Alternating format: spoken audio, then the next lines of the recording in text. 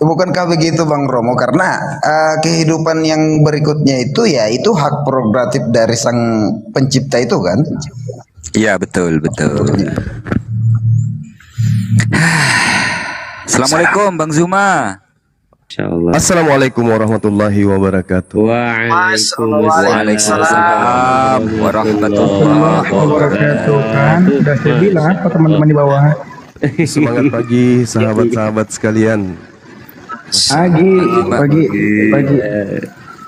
Bang, gimana Bang?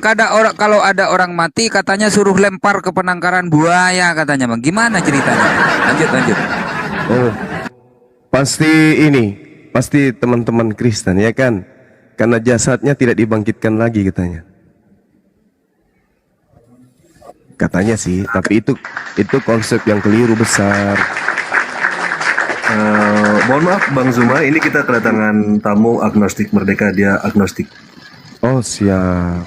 Iya, dia katanya kalau dia meninggal atau wafat bebas. Katanya mau dilempar ke kandang buaya juga nggak apa-apa katanya. Jangan. Karena jasad ini nanti akan kembali untuk bertanggung jawab di hadapan pencipta. Jasad dan ruh dua-duanya akan mempertanggungjawabkan perbuatannya ketika di dunia. Bangkit manusia itu dengan jasadnya. Jadi kalau dimakan buaya, wah kasihan lah. Iya, karena bagi saya juga Bang Juma ketika manusia dimakamkan atau dikuburkan secara keagamaan, ya jasadnya dimakan oleh pengurai kan? Ya itu secara kasat mata Bang, yang kita lihat. Tapi pada dasarnya jasad ini akan dibangkitkan kembali untuk mempertanggungjawabkan apa yang dilakukan ketika di dunia. Al-Quran menjelaskan itu, begitu juga Bible dengan sangat jelas mengatakan hal tersebut. Begitu juga logika kita. Logika sehat kita mengantarkan kita kepada satu keadaan bahwa apa yang diperbuat oleh si fulan itu yang harus dipertanggungjawabkan. Jadi kalaupun saudara agnostik dalam hal ini tidak percaya kepada agama, tapi percaya kepada pemantau, percaya kepada hakikat ya, yang mengadakan sesuatu yang disebut makhluk ini, maka yakinlah dan percaya kita akan dimintai pertanggungjawaban itu semua. Oke, jadi aku mau coba diskusi lah.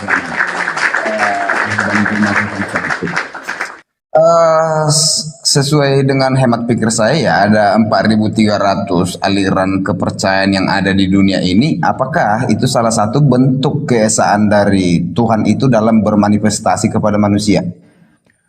Iya. Semisal Tuhan menyatakan diri di kuasanya di India, di Arab, Israel, Cina, atau bahkan di Timur Tengah lebih banyak. Apakah itu salah satu dari bentuk keesaannya? Jadi gini, kalau berbicara mengenai manusia, cakupannya dengan keyakinan, maka bukan hanya kepada hal bertuhan.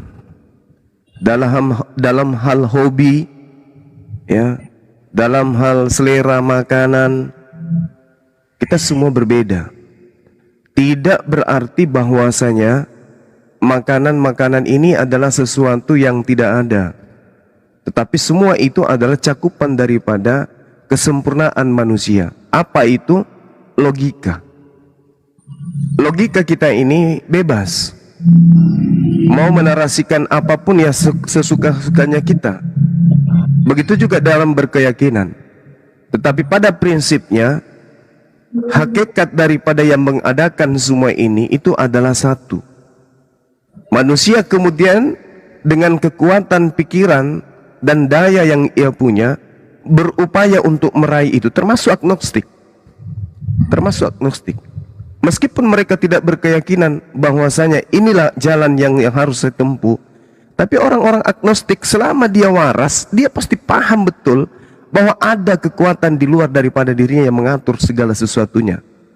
Tidak mungkin tidak. Contoh misalnya, ketika seorang agnostik tertidur, jantungnya tetap berdetak, darahnya terus mengalir, giginya tidak bertumbuh selayaknya rambut. Pasti ada yang melakukan itu semua. Bukan agnostik itu, bukan orang tersebut, tetapi ada sesuatu di luar dirinya yang mengontrol dan menguasai itu semua. Contoh, agnostik terlahir besar, dewasa, leluasa, kemudian hidup seenak apa yang dia mau. Tapi agnostik tidak pernah sadar kalau rambutnya bertumbuh disebabkan karena nutrisi yang masuk ke dalam tubuhnya.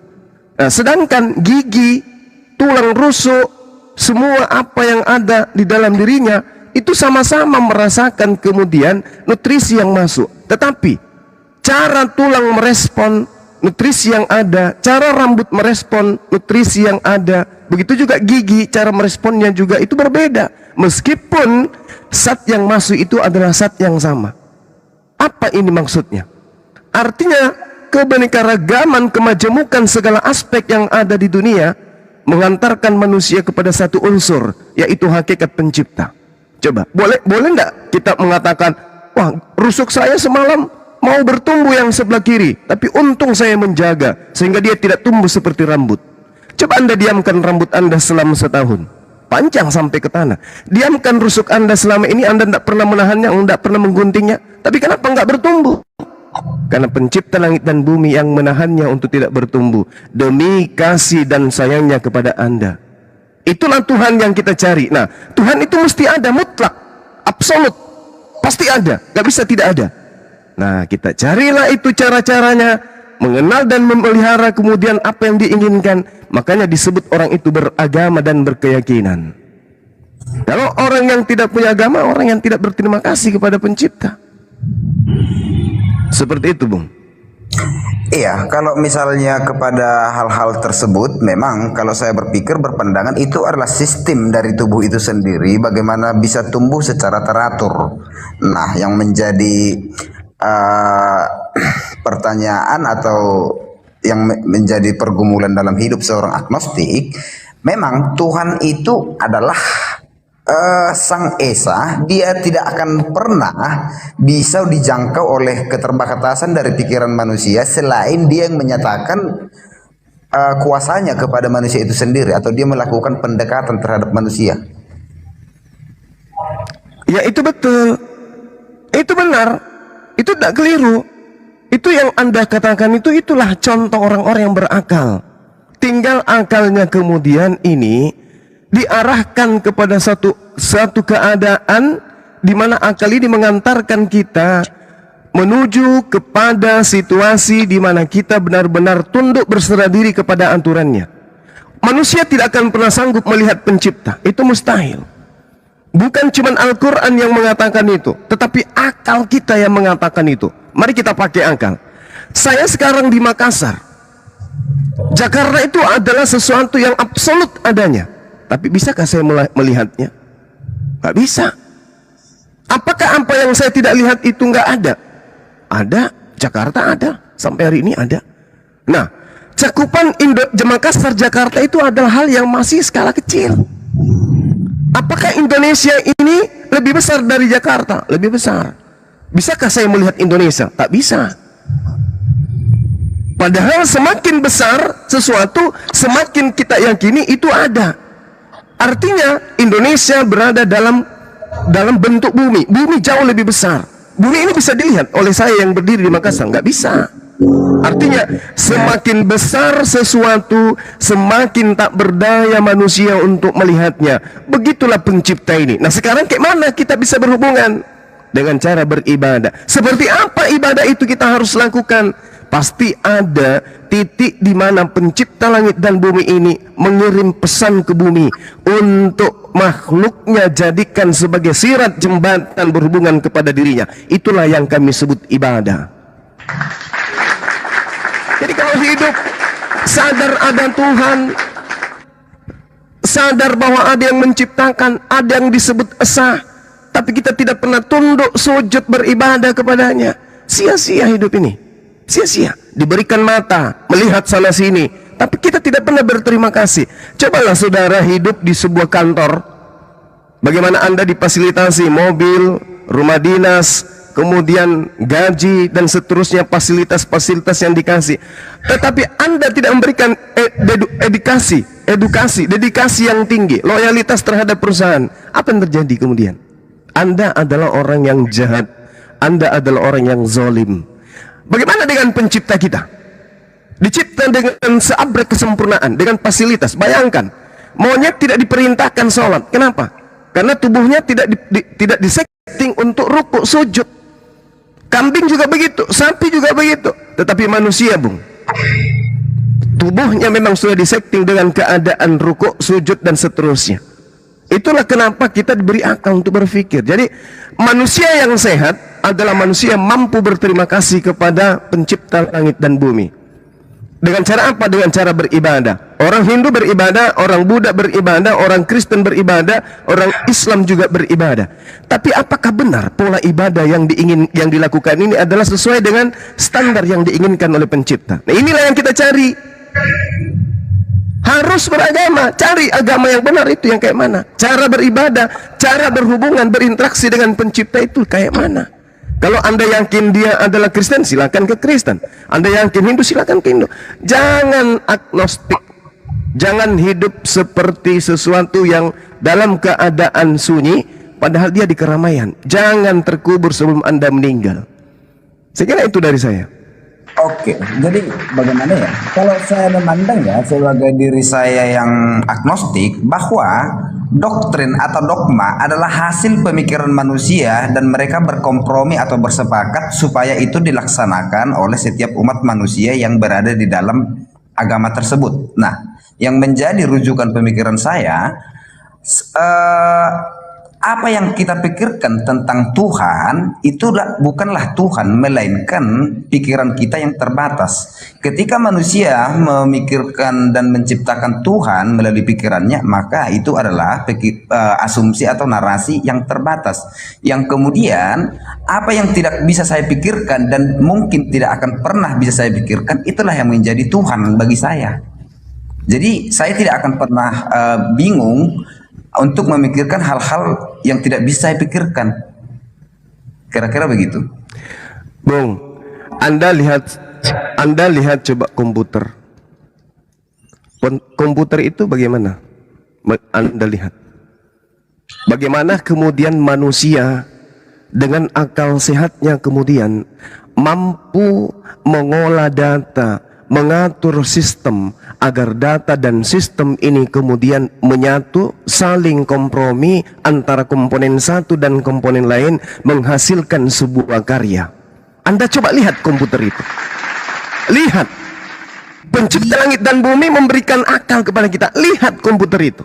Apa yang terjadi dengan komputer? Diberikan tangan, diberikan mata, diberikan lisan, diberikan perasaan, diberikan insting. Itulah komputer. Tujuannya komputer itu sabar. Tujuannya komputer itu apa dibuat? Untuk berbakti kepada yang membuat. Jangan Anda membuat komputer Anda anggurin. Komputer itu harus bekerja untuk Anda. Begitu Anda membuat data, membuat ketikan-ketikan di Word atau angka-angka di Excel, begitu Anda butuhkan, Anda printer, dia berbicara keluar untuk Anda. Inilah yang Tuhan lakukan terhadap akal manusia. Allah pencipta langit dan bumi kita men-setting kita selayaknya komputer. Sampai Anda bangun tidur, Anda nggak sadar, tiba-tiba Anda memanggil bini, "Mah, bikin kopi." Siapa yang men-setting kira-kira tuh? Pita suara mengeluarkan gelombang. Gerakan-gerakan dagu Anda, rahang Anda kerjasama dengan lidah. Ini yang buat siapa? Habis itu kita nggak mau berbakti gitu. Ketika ada kemudian Tuhan memberikan sinyal melalui Nabi, melalui Rasul, Anda mengatakan itu kan pola pikiran manusia aja. Bung, Anda salah. Komputer tidak bisa bekerja tanpa instruksi manusia. Nggak usah terlalu jauh. Lihat aja tuh komputer tuh. Itulah cerminan manusia. Kedepannya 50 tahun kemudian mesin yang dicetak oleh manusia jauh lebih hebat dari komputer. Entah apa namanya. Bisa saja nanti ketika Anda mau bangun tidur, mau sarapan, tinggal tombol tet, kompor di bawah di dapur nyala. Tet, naik panci jalan sendiri, pancinya melayang, naik di atas tungku. Tet, diketik, tik, menyala kemudian kompornya. Habis itu masak sendiri, mangkoknya terbang sendiri menuju ke meja. Bahkan bisa jadi 100 tahun ke depan sendok melayang sendiri suapin Anda. Kenapa tidak? Why not? Toh 1000 tahun yang lalu orang tidak pernah berpikir tidak mungkin besi, beton, baja bisa melayang terbang. Sekarang apa yang kita saksikan? Besi beribu ton, Lion Air, Garuda, Batik, bisa Jakarta, Makassar cuma 2 jam. Ini bertonton besi baja bisa melayang. Begitu hebatnya Tuhan menciptakan itu semua. Melalui siapa? Melalui manusia. Kepala kita ini. Yang lucu kemudian ketika manusia bisa mencipta komputer, tapi dia tidak bisa menciptakan Tuhannya sendiri. Tidak bisa mengadakan Tuhannya sendiri. Bahkan bingung di atas muka bumi ini. Melata hidup dengan penuh kenikmatan, bingung. Mau ke sana, masjid salah. Semua disalah-salahin. Padahal di kepalanya sudah muncul, sudah diadakan bentuk fi aksani takwin, dalam bentuk yang paling sempurna. Mati dalam kebingungan. Menyembah Tuhan kagak, yakin kepada Tuhan ada. Mau menyembah kepada Tuhan tak ada cara yang dia tahu. Padahal pencipta langit dan bumi itu tidak akan mungkin nuzul ke bumi. Maka caranya dia mengutus orang-orang pilihannya untuk mengajarkan. Umat Islam sholat, Allah berpesan kepada Rasulnya, utusannya, dutanya, wahai Nabiku Muhammad, silakan dirikan sholat, ajarkan kaummu, sallu kama ra'aitumuni usolli. Perintahkan mereka untuk beribadah sholat sama seperti apa yang kamu lakukan.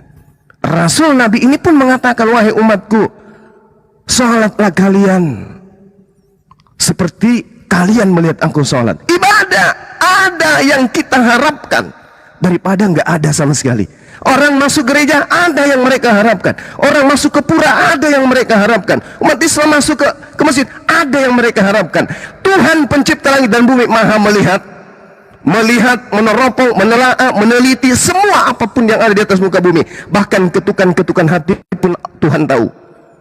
Jadi kalau ada upaya menyembah kepada sang Tuhan, itu jempol dari Tuhan. Daripada mutar-mutar di dunia, bangun tidur lagi, hanya numpang di bumi, tak ada pernah beribadah kepada Tuhan. Na'udzubillah summa na'udzubillah. Itulah manusia yang paling zalim, itulah makhluk yang paling zalim di mata pencipta. Demikian Bung, silakan. Santai aja kita ya, sambil ngopi. Oke. Jadi kalau misalnya Bro Zuma menyatakan komputer bisa bekerja sesuai dengan keinginan manusia, ya betul, itu karena bekerja karena adanya algoritma atau basisnya di dalam, yang kemudian pencipta atau penemu dari komputer itu sekalipun adalah seorang ateis, Alan Turing namanya, dan yang kemudian dia tidak pernah mendalilkan Tuhan dalam setiap penemuan dan metodologi serta kajian-kajiannya yang berikutnya. Kalau saya tidak salah sebut, nanti mohon dikoreksi ya. Di dalam QS 15 kalau saya tidak salah sebut, kami menganugerahkan sedikit ilmu pengetahuan kepada mereka, artinya kepada manusia. Nah, ketika sang pemilik pengetahuan yang sempurna itu adalah sang yang mengadakan itu, maka manusia sekalipun tidak akan pernah bisa memikirkan tentang Tuhan itu sendiri melalui dogma manapun yang berikutnya.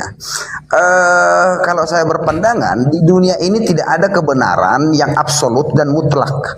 Bagaimanapun, ketika misalnya kebenaran itu ada karena adanya kesepakatan. Misal kebenaran yang dianggap oleh Kristen itu benar sesuai dengan pemikiran mereka dan perspektif mereka. Ketika dibawa ke dalam misalnya ajaran Islam, itu akan bertolak belakang. Demikian juga Islam, karena itu tidak ada kebenaran yang final di dunia ini. Demikian Bang Zuma. Jadi gini Bung, jangankan yang terkait dengan keyakinan, semua apa yang ada di atas muka bumi itu hanyalah semu. Kenapa? Karena dia pada tataran, pada level kondisi ciptaan yang diadakan. Ada masa di mana mereka punah, ada masa di mana mereka hilang. Coba kita lihat seperti yang Anda terangkan tadi. Walaqad ataina Daud wa Sulaiman. Mereka kemudian diberikan apa? Ilman, pengetahuan. Tapi apakah mereka hilang? Hilang. Ilmu yang pernah dia torehkan ada nggak? Ada. Ada ilmu itu. Dari mana? Sang sumber. Artinya bahwa aspek yang tertera di dalam Al-Quran, sanurihim ayatina fil afaq wa fi anfusihim. Tuhan mengadakan ciptaan untuk Tuhan tahu keberadaan Tuhan. Andai saja Tuhan tidak ingin diketahui keberadaannya, Tuhan tidak mencipta. Maka yang ada kemudian hanya Tuhan. Hanya Tuhan berdiri sendiri tanpa makhluk. Tetapi karena pencipta menginginkan dikenal, pencipta ingin diibadahi, maka Tuhan menciptakan kita. Seperti itu adanya. Karena manusia ingin dilayani, manusia ingin dienakkan, kemudian manusia ingin dipuji, kemudian maka manusia membuat sebuah karya bernama komputer. Dulu zaman saya baru masuk kerja di perusahaan itu, saya masuk kerja 2005. Saya bekerja, saya masih sampai hari ini, kalau saya masih ingat masa 2005 itu, ketika saya mau buat SPM, saya mau buat tagihan, saya masih menggunakan ketikan Belanda, tak A, B, C dengan 11 jari, tak. Itu 2005. Sekarang saya nggak ngetik lagi, Bung. Tiba-tiba muncul di meja kerja saya tinggal katakan sekretaris, tolong hari ini surat ini diselesaikan, memo dari ini dibuat, nanti saya disposisi. Nggak sampai 15 menit ada di meja saya. Ini apa artinya? Ketika Anda mengatakan yang menemukan ini adalah ini dan itu dan itu dan itu, manusia dititipkan ilmu pengetahuan. Untungnya umat Islam adalah orang orientalis, orang-orang barat, orang-orang ilmuwan menemukan apa yang mereka temukan, umat Islam tinggal menikmati. Jadi umat Islam itu menangnya dua, menyibukkan dirinya beribadah kepada Tuhan pencipta langit dan bumi, dan yang kedua mereka tinggal menikmati hasil dari orang-orang yang justru meninggalkan ibadah kepada Tuhannya. Ingat, Bung, ingat satu ilustrasi yang sederhana. Ketika kemudian Tuhan disebut dalam Islam Maha Pengasih, artinya Tuhan itu Maha Pemberi. Tuhan tidak pilih kasih dalam hal memberi.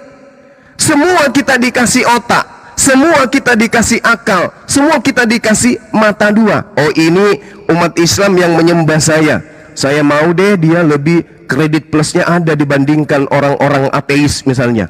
Maka anaknya kelak aku akan ciptakan mereka punya anak dengan mata 3 di belakang 1.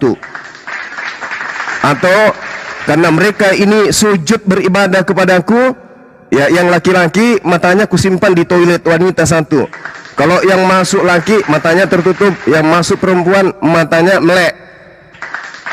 Tidak seperti itu. Tuhan memberikan semua, siapapun, mau dia kafir kepadanya, mau dia ingkar kepadanya, mau dia ateis, mau dia agnostik, semua dikasih oleh Tuhan. Bukan berarti menciptakan komputer kan itu orang non-Islam, betul. Tetapi kaidah ini kemudian berlaku untuk semua makhluk Tuhan. Oke, mereka menciptakan komputer pun kalau tidak dibeli nggak ada gunanya.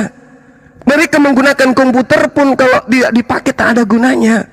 Dan indahnya kemudian Islam, apapun aspek keilmuan di atas muka bumi ini, temuan apapun yang ditemukan oleh manusia di hari ini dan seterusnya, akal pangkalnya itu berasal dari Al-Quran, algoritma dan seterusnya, aljabar dan seterusnya, semua berasal daripada pola Quran. Ada di dalam Al-Quran dijelaskan itu semua. Nah, oleh karena itulah kemudian Tuhan yang Maha Pengasih ini memberikan. Yang kufur dikasih akal, makin hebat dia, lalai dengan apa yang kemudian ia lakukan, mati dalam penemuannya, tidak beribadah kepada Tuhan, percuma. Nah, umat Islam mendapatkan 2 poin itu. Mereka tinggal ada uang, kayak saya nih, ya, saya misalnya, saya sibuk menyeru kepada umat Islam, menyeru kepada saudara-saudara Kristen, sibuk siang malam. Tapi saya juga ada duit. Begitu ada temuan baru iPhone 500 misalnya, seketika saya beli, udah selesai. Ibadah dapat, dunia dapat, akhirat dapat. Nah, inilah keindahannya umat Islam. Mereka mendapatkan kehidupan dunia dan juga mendapatkan kehidupan akhirat. Orang-orang yang lalai beribadah kepada Tuhan hanya dapat dunia. Begitu umur selesai, ya udah selesai. dipertanggungjawabkan di hadapan Tuhan. Kemudian kau bawa kemana usiamu selama 30, 40, 50, 60 tahun di dunia? Apa yang kamu lakukan? Oh, saya nggak melakukan apa-apa. Berarti kamu dengan kambing sama aja. Kambing saya cipta, makan, minum, hanya itu kerjanya. Kamu dicipta, diberi akal, kok kayak kambing? Kamu dikasih akal untuk kamu mencari Tuhanmu, untuk beribadah kepada Tuhan. Kambing tidak disuruh berdoa, tidak disuruh beribadah, tidak dikasih hukum-hukum syariat. Karena mereka memang kodratnya begitu. Mereka hanya pelengkap manusia. Kamu itu manusia, diberikan kambing, diberikan sapi, diberikan ini untuk melengkapi caramu bersyukur kepada Tuhan. Coba kita balik, kamu yang jadi sapi, sapi yang menjadi kamu. Mau? Enggak mau Tuhan. Nah, kamu gak pernah minta kan, aku ciptakan kau manusia, hidup di zaman modern, dengan jenis kelamin pria, hidup dari rahim seorang wanita bernama si fulan. Kamu pernah minta ke saya? Enggak kan? Seketika saya menciptakan kamu sekehendak saya mau berkehendak. Begitu kamu kucipta, sombong kau, jalan di atas bumiku, sombong dengan gagahnya. Kamu tidak pernah ingat kemudian untuk beribadah, mencari Tuhanmu itu sendiri. Jadi gitu bang, kalau di Islam sanurihim ayatina fil afaq wa fi anfusihim, untuk mengetahui keberadaan pencipta, kata Allah. Allah memperlihatkan kepada mereka yang berakal tanda-tanda keberadaan kebesaran kami dari segenap penjuru bumi dan bahkan pada diri mereka sendiri. Demikian, silakan. Ya, mohon izin bentar teman-teman yang di bawah, ada 1000 orang, bantu tap-tap layar ya biar nggak rungkat kayak kemarin. Bantu tap-tap layar sampai pecah teman-teman. Lanjut.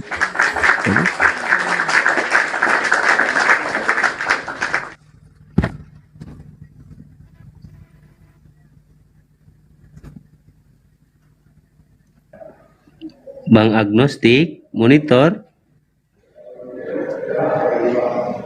Wah. Mayday, Bang Agnostik. Anybody here? Kayaknya lagi nggak ini ya. Atau mau diganti sama yang Tadi lain? saya lihat tappingannya, dia mau izin bentar, apa kemana nggak tahu. Iya. Kebetulan aku baru datang juga nih dari makan. Assalamualaikum warahmatullahi wabarakatuh, Gurunda. Waalaikumsalam warahmatullahi wabarakatuh. Masya Allah. Iya. Mana kabarnya Gurunda, sehat? Sehat, alhamdulillah. Seperti Alhamdulillah. biasa. Paling ngantuk-ngantuk sedikit. Assalamualaikum warahmatullahi wabarakatuh. Waalaikumsalam. Akun utama saya kena ban tadi malam. Iya, insya Allah bangkit nanti tuh. Doakan aja. Iya, tengah malam Gurunda siap bangkit insya Allah. Ketiga. Hari keempat. Nanti itu ya Gurunda ya. Iya. Nanti akun kan Adinda Muhammad Haji nanti dijadikan Tuhan nanti Gurunda kalau bangkit dari ketiga. Iya. Bang Suma, saya mohon maaf nih. Tadi awalnya sedikit banyak saudara-saudara kita yang berprasangka karena banyaknya fenomena logo-logo Bang Suma yang dipakai oleh orang-orang yang tidak bertanggung jawab. Jadi dengan hadirnya Bang Sumana ini belum bisa bersuara, jadi muncul ya, mungkin termasuk saya ya sedikit berprasangka dan berhati-hati bahwa di sini jangan sampai kita tertipu oleh logo-logo yang sekarang ini banyak cloningan gitu Bang Suma. Mohon maaf sebelumnya Bang Suma. Iya, dimaklumi aja Bang. Segala sesuatu yang baik itu pasti banyak yang meniru gitu ya. Saya belum pernah melihat ada pemalsuan tai cicak, belum pernah. Tidak pernah saya melihat ada tai ayam itu dikloning. Biasanya yang dipalsukan itu adalah sesuatu yang baik. Jadi kita syukuri aja gitu. Kita syukuri kalau sesuatu itu misalnya mereka membuat cloning akun-akun kita, karena bukan cuma saya, bukan cuma Bang Suma, hampir semua dari kita itu dibuatkan ini akun palsunya. Artinya kita adalah sesuatu yang berharga di mata mereka. Maka kita harus banyak bersyukur. Ada juga orang yang pingin kali di cloning, pingin kali diambil fotonya, tapi nggak ada yang ngambil. Iya, cuman ada Gurunda, beberapa Gurunda kemarin Cuma ada di ini, komaku. Ya, Iya, gimana? cuma punya Romo yang tidak di cloning. Gurunda, kemarin ada Oten penghujat yang sering memakai foto Gurunda itu kan. Dia ngaku udah 4 kali masuk Kemal. Udah, aku bersalah katanya. Aku udah tobat nggak mau lagi menghujat. Yang pakai foto Bang Zuma itu aku katanya. Terus yang pakai foto Bang Singa Allah itu Black Sweet katanya. Sekarang ada lagi nih 1 orang lagi temennya katanya. Udah 2 orang gitu yang pakai fotoku. Nah dia udah 4 kali dia ke Kemal tuh. Krunya Yusuf kayaknya. Ya, Betul. Iya, betul. Dibuka semuanya Gurunda, cuman dia belum login. Kemarin dia DM aku udah nyaman belajar Islam katanya. Dalam 1-2 hari 3 hari ini insya Allah katanya gitu katanya. Iya, hati-hati aja Takia. Kita tetap positif, tapi kita harus waspada juga. Iya betul. Ada kejadian gini ya, pada saat malam itu si Yusuf itu naik dan meminta maaf seperti orang menangis, ya kan? Pura-pura baik di depan Bang Sima minta maaf, itu hanya untuk mencari koin 70.000 sehari. Di situ pada saat itu dia kembali di sana tertawa. Kenapa Iya, dia kamu akui kok itu. mau? Itu. Kenapa kamu mau disuruh ngaku gini? Saya kan cuma mau cari koin. Nah, kamu mau dibuka suruh buka open camp? Saya juga nggak bodoh. Kan saya cuma cari koin mau ngerjain mereka. Nah, disinilah ternyata mereka itu tetap menjadi serigala berbulu domba. Begitu. Iya, betul. Benar sekali. Mohon izin Gurunda-Gurunda semua, Bang Agnostik monitor kalau belum ada saya ganti yang lain ya Bang Agnostik ya. Kasih kesempatan buat teman Kristen mungkin ada yang mau naik. Iya, dia tadi ada keperluan kayak. Iya dah. Oke. Gitu. Terima kasih banyak Bang Agnostik ya. Maaf ya saya turunin ya Bang ya. Cuman kalau saya Gurunda kan, saya mau siasatin Gurunda naik, saya jadikan moderator. Jadi tahu mana yang asli mana bukan itu moderator. Gitu. Iya, jadi sebenarnya agnostik itu adalah satu kemajuan. Agnostik itu rata-rata dari teman-teman kita Kristen yang sampai kepada stasiun tidak percaya lagi anak Maria itu sebagai Tuhan. Mau ke Islam, hidayah masih belum datang. Akhirnya mereka agnostik. Banyak yang saya syahadatkan itu pelariannya agnostik. Alhamdulillah sekarang mereka pada belajar Al-Quran. Jadi satu kemajuan itu kalau dia sudah agnostik dari Kristen tapi ya ke agnostik itu tanda-tanda tuh. Kalau dia tidak semakin kufur, mereka akan masuk ke Islam. Kita doakan saja.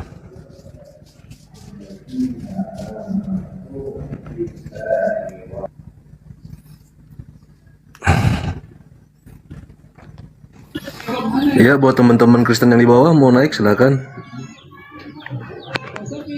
Minta permintaan. Aduh ini ada Bang Kirios Moto nih. Mana beliau? Ada. Bentar.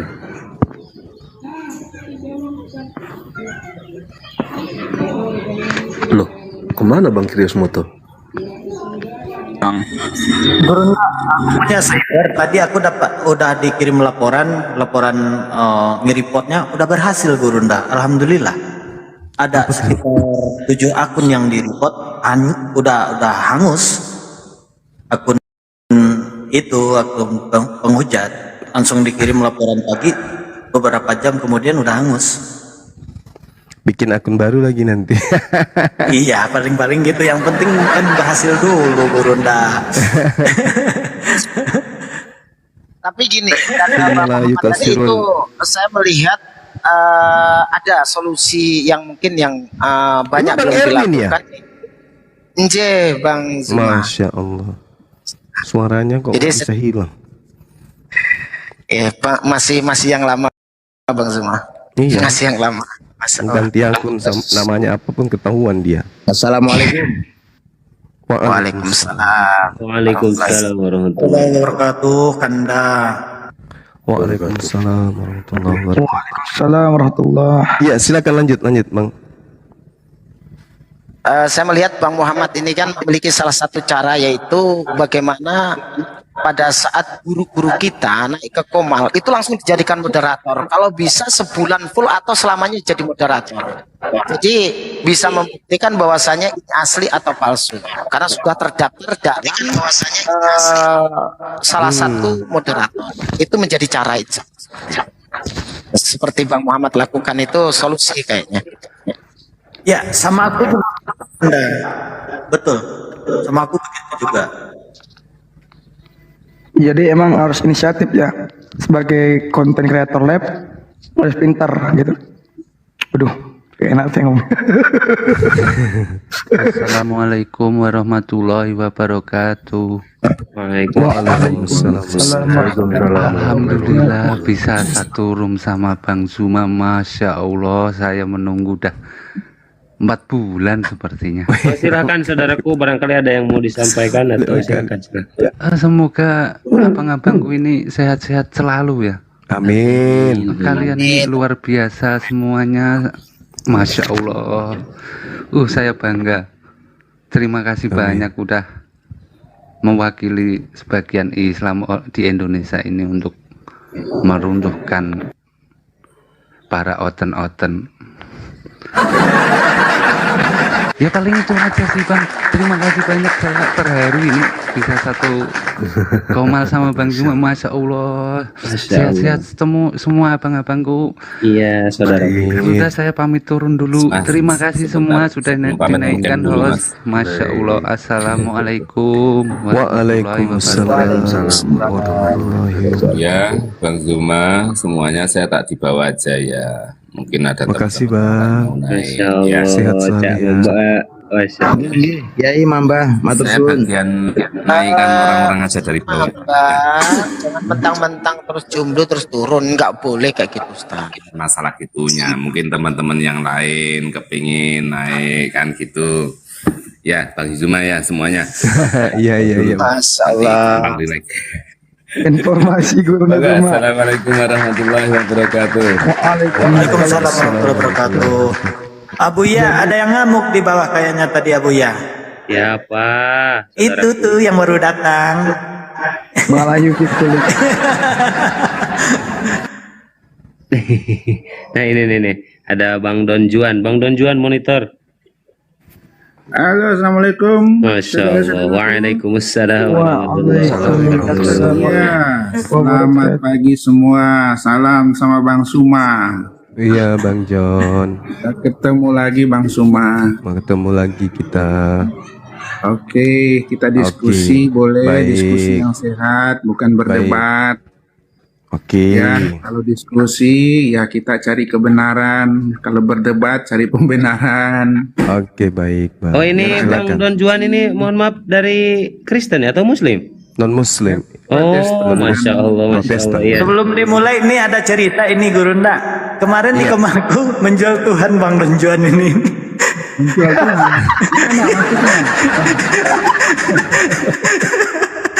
Mana? Ya Allah. Kok Tuhan dijual? Ya udah lanjut itu aja sih. Lanjut. Gak apa. Jangan framing, nanti kan nggak enak. Biar teman-teman juga dengar. Kok Tuhan dijual sih? Kangen aku sama suara Abang Bang, bener kangen aku. Ya, iya karena aku kan orangnya diskusi bukan berdebat. Sebenarnya teman-teman kenal aku, Bang Suma aku udah berapa kali juga. Iya dong. Silakan kalau ada yang mau ditanyakan ke Gurunda, Bang Don. Iya, kita santai aja ya, nggak usah terlalu ini ya, terlalu ada gas-gas ngegas apa-apa. Aku Iya, cuma mau silakan, tanya secara khusus sama Bang Suma ya. Bagus juga kalau ada orang Yahudi nih di sini nih. Iya. Tapi nggak apa-apa lah. Ya, jadi ini pertanyaan sederhana. Bentar Bang Don. Ini akun yang ini kok bukan moderator Bu ya? Nggak bisa nyepak orang aku Bu ya. Lanjut. Siap, saudaraku. Lanjut. Iya, satu pertanyaan saja Bang Suma ya. Iya. Ini ya, apakah Allahnya saudara Muslim ya Allah SWT ya sama dengan Allahnya Yahudi? Judaism. Baik, Apakah sama? pertanyaan Ya. yang bagus. Iya, karena kalau setiap Allah itu kan kita mengaku Allah itu kan satu, ya. Di umat saudara Muslim satu, Yahudi satu, di Kristen juga kita satu. Tapi ya itu keyakinan kami ya, kita juga tetap satu. Hanya beda pandangan di luar Kristen. Yang ini saya tanyakan saja di Islam dengan di Yahudi, apakah sama entitas itu? Iya, itu aja Bang. Silakan Bang. Oke, baik. Jadi kita kerucutkan ya. Apakah Tuhannya orang Yahudi itu berjalannya waktu menyatakan dirinya menjadi Allah yang maha suci, maha tinggi kepada umat Islam, ataukah menyatakan diri menjadi manusia? Supaya kerucut, biar kita diskusi santai mendapatkan ilmu kan gitu ya. Al-Quranul Karim menjelaskan di dalam surah Al-Ma'idah, Allah Subhanahu wa ta'ala kemudian mengurai dengan sangat jelas. Apa kata Allah? Bismillahirrahmanirrahim. Walaqad akhazallahu mitsaka bani Israil. Dan sungguh Allah telah mengambil perjanjian dari Bani Israel. Lalu Allah mengatakan wa ba'atsna minhum 12 naqiban. Dan Allah mengangkat 12 orang pemimpin di antara mereka. Lalu Allah mengatakan inni ma'akum. Aku bersama dengan kalian wahai Bani Israel. Jadi ketika saudara mengatakan apakah Allah adalah Tuhan yang disembah oleh Bani Israel dan Allah yang disembah oleh umat Islam adalah sama, kesimpulan saya sama. Hakikat yang maha suci lagi maha tinggi. Demikian. Begitu Bang. Jadi Allah yang sama yang disembah orang saudara Muslim dengan saudara Yahudi itu sama ya? Sama. Betul ya? Ya. Siap. Saya mau tanya korelasinya, ya. Baik. Karena gini Bang ya, kalau Allah itu memang dia, akulah Allah yang satu, tidak ada Allah lain. Semua mengatakan begitu. Iya. Di Yahudi, di Kristen, di di saudara Muslim juga begitu. Itu sama memang satu, tapi korelasinya Allah yang disembah itu. Karena kalau berbicara Allah itu kan istilahnya gini, kalau di saudara Muslim itu kan nama Bang ya. Iya. Nama betul. ya. Iya. Nama ya. Bukan generic name ya. Iya. Ya. Itu proper name. Iya. Itu kalau di Yahudi setahu saya dia bernama Elohim atau YHWH. Iya. Ya, atau Hashem itu di Yahudi. Iya. Ya. Nama itu Bang, itu identitas diri. Ya, itu nggak mungkin istilahnya sama dengan yang lain. Jadi nama itu mewakili identitas diri kita seperti saya, Bang Suma. Itu mewakili diri kita sendiri. Gitu. Nah, kenapa bisa berbeda? Padahal ya dulu sebelum Muslim, sebelum Islam datang di abad ke-7 kan Yahudi dan Kristiani kan sudah ada. Itu nama Allahnya berbeda, Bang. Ya. Berbeda. Ya, dia Hashem ya atau Adonai. Nah, di Kristen kita kalau maaf ya, ini kita kalau berbicara sejarah di Kristen juga ya kita juga sebut Elohim sama ya. Tapi kalau di terjemahan kita mengikuti kata Allah ya, tapi Allah kita bukan proper name, yaitu nama sesembahan, dan itu digunakan Kristen Arab sebelumnya pada saat itu. Tapi oke lah, kita nggak usah perdebatkan itu kata Allah itu.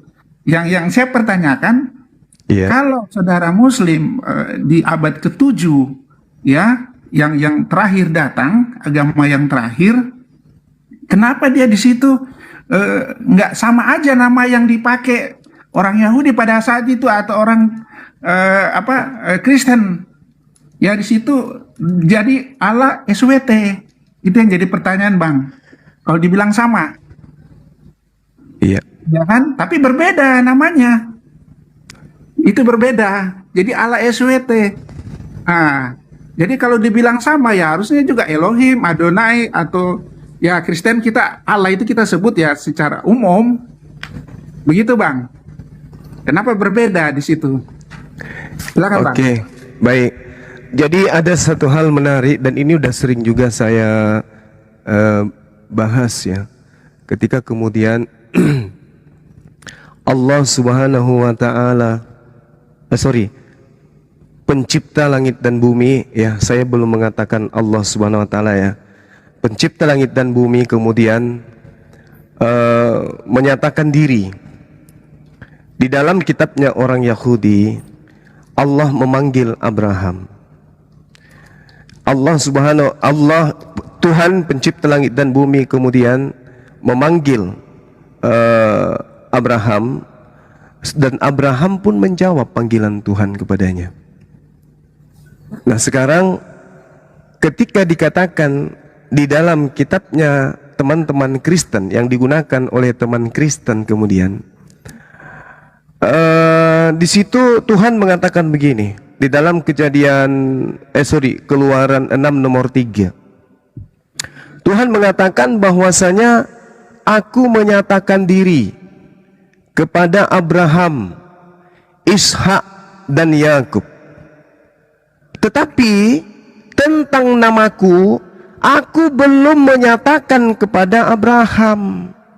Ini diceritakan di dalam Keluaran 6 nomor 3. Jadi di situ dikatakan apa? Dalam bahasa Ibrani dikatakan wa era el Abraham el Isa wa el Yakub ba el Saddari usami yothefafi. Jadi aku belum menyatakan di namaku dengan sebutan Adonai atau Elohim atau Yahweh atau Hasem. No datilahim. Saya tidak memperkenalkan kepada Abraham. Muncul pertanyaan, kalau data ini jelas sekali tertulis di situ Yod He Vav He.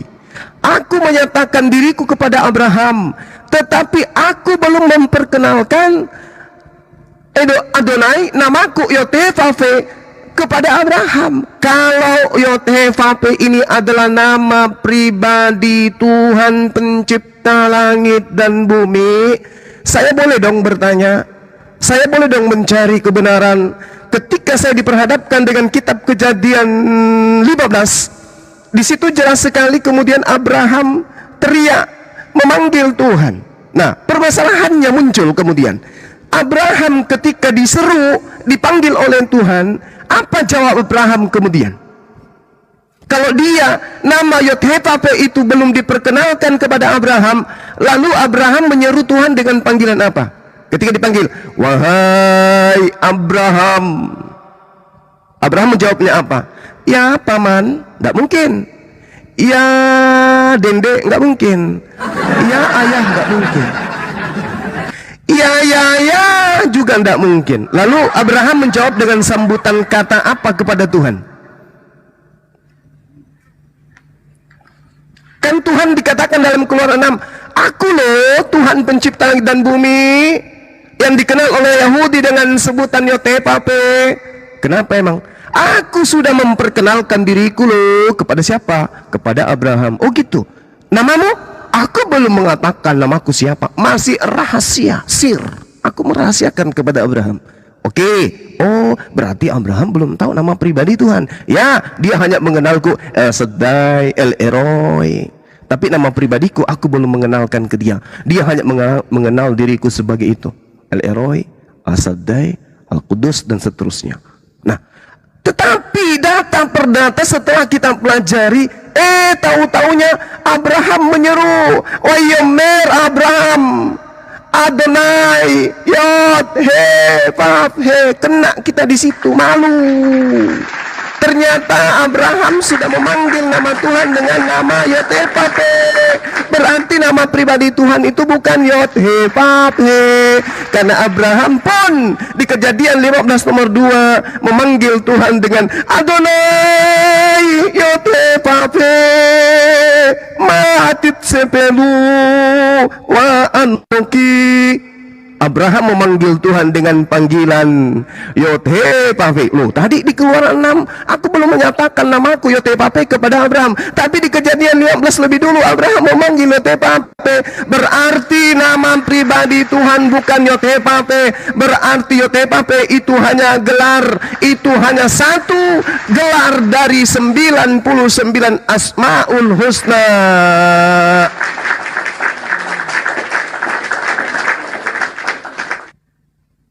Oh, nama Tuhan Abraham itu, nama Tuhan Yahudi siapa, Bang? Yotevate. Loh, katanya Yotevate itu adalah nama, bukan nama loh.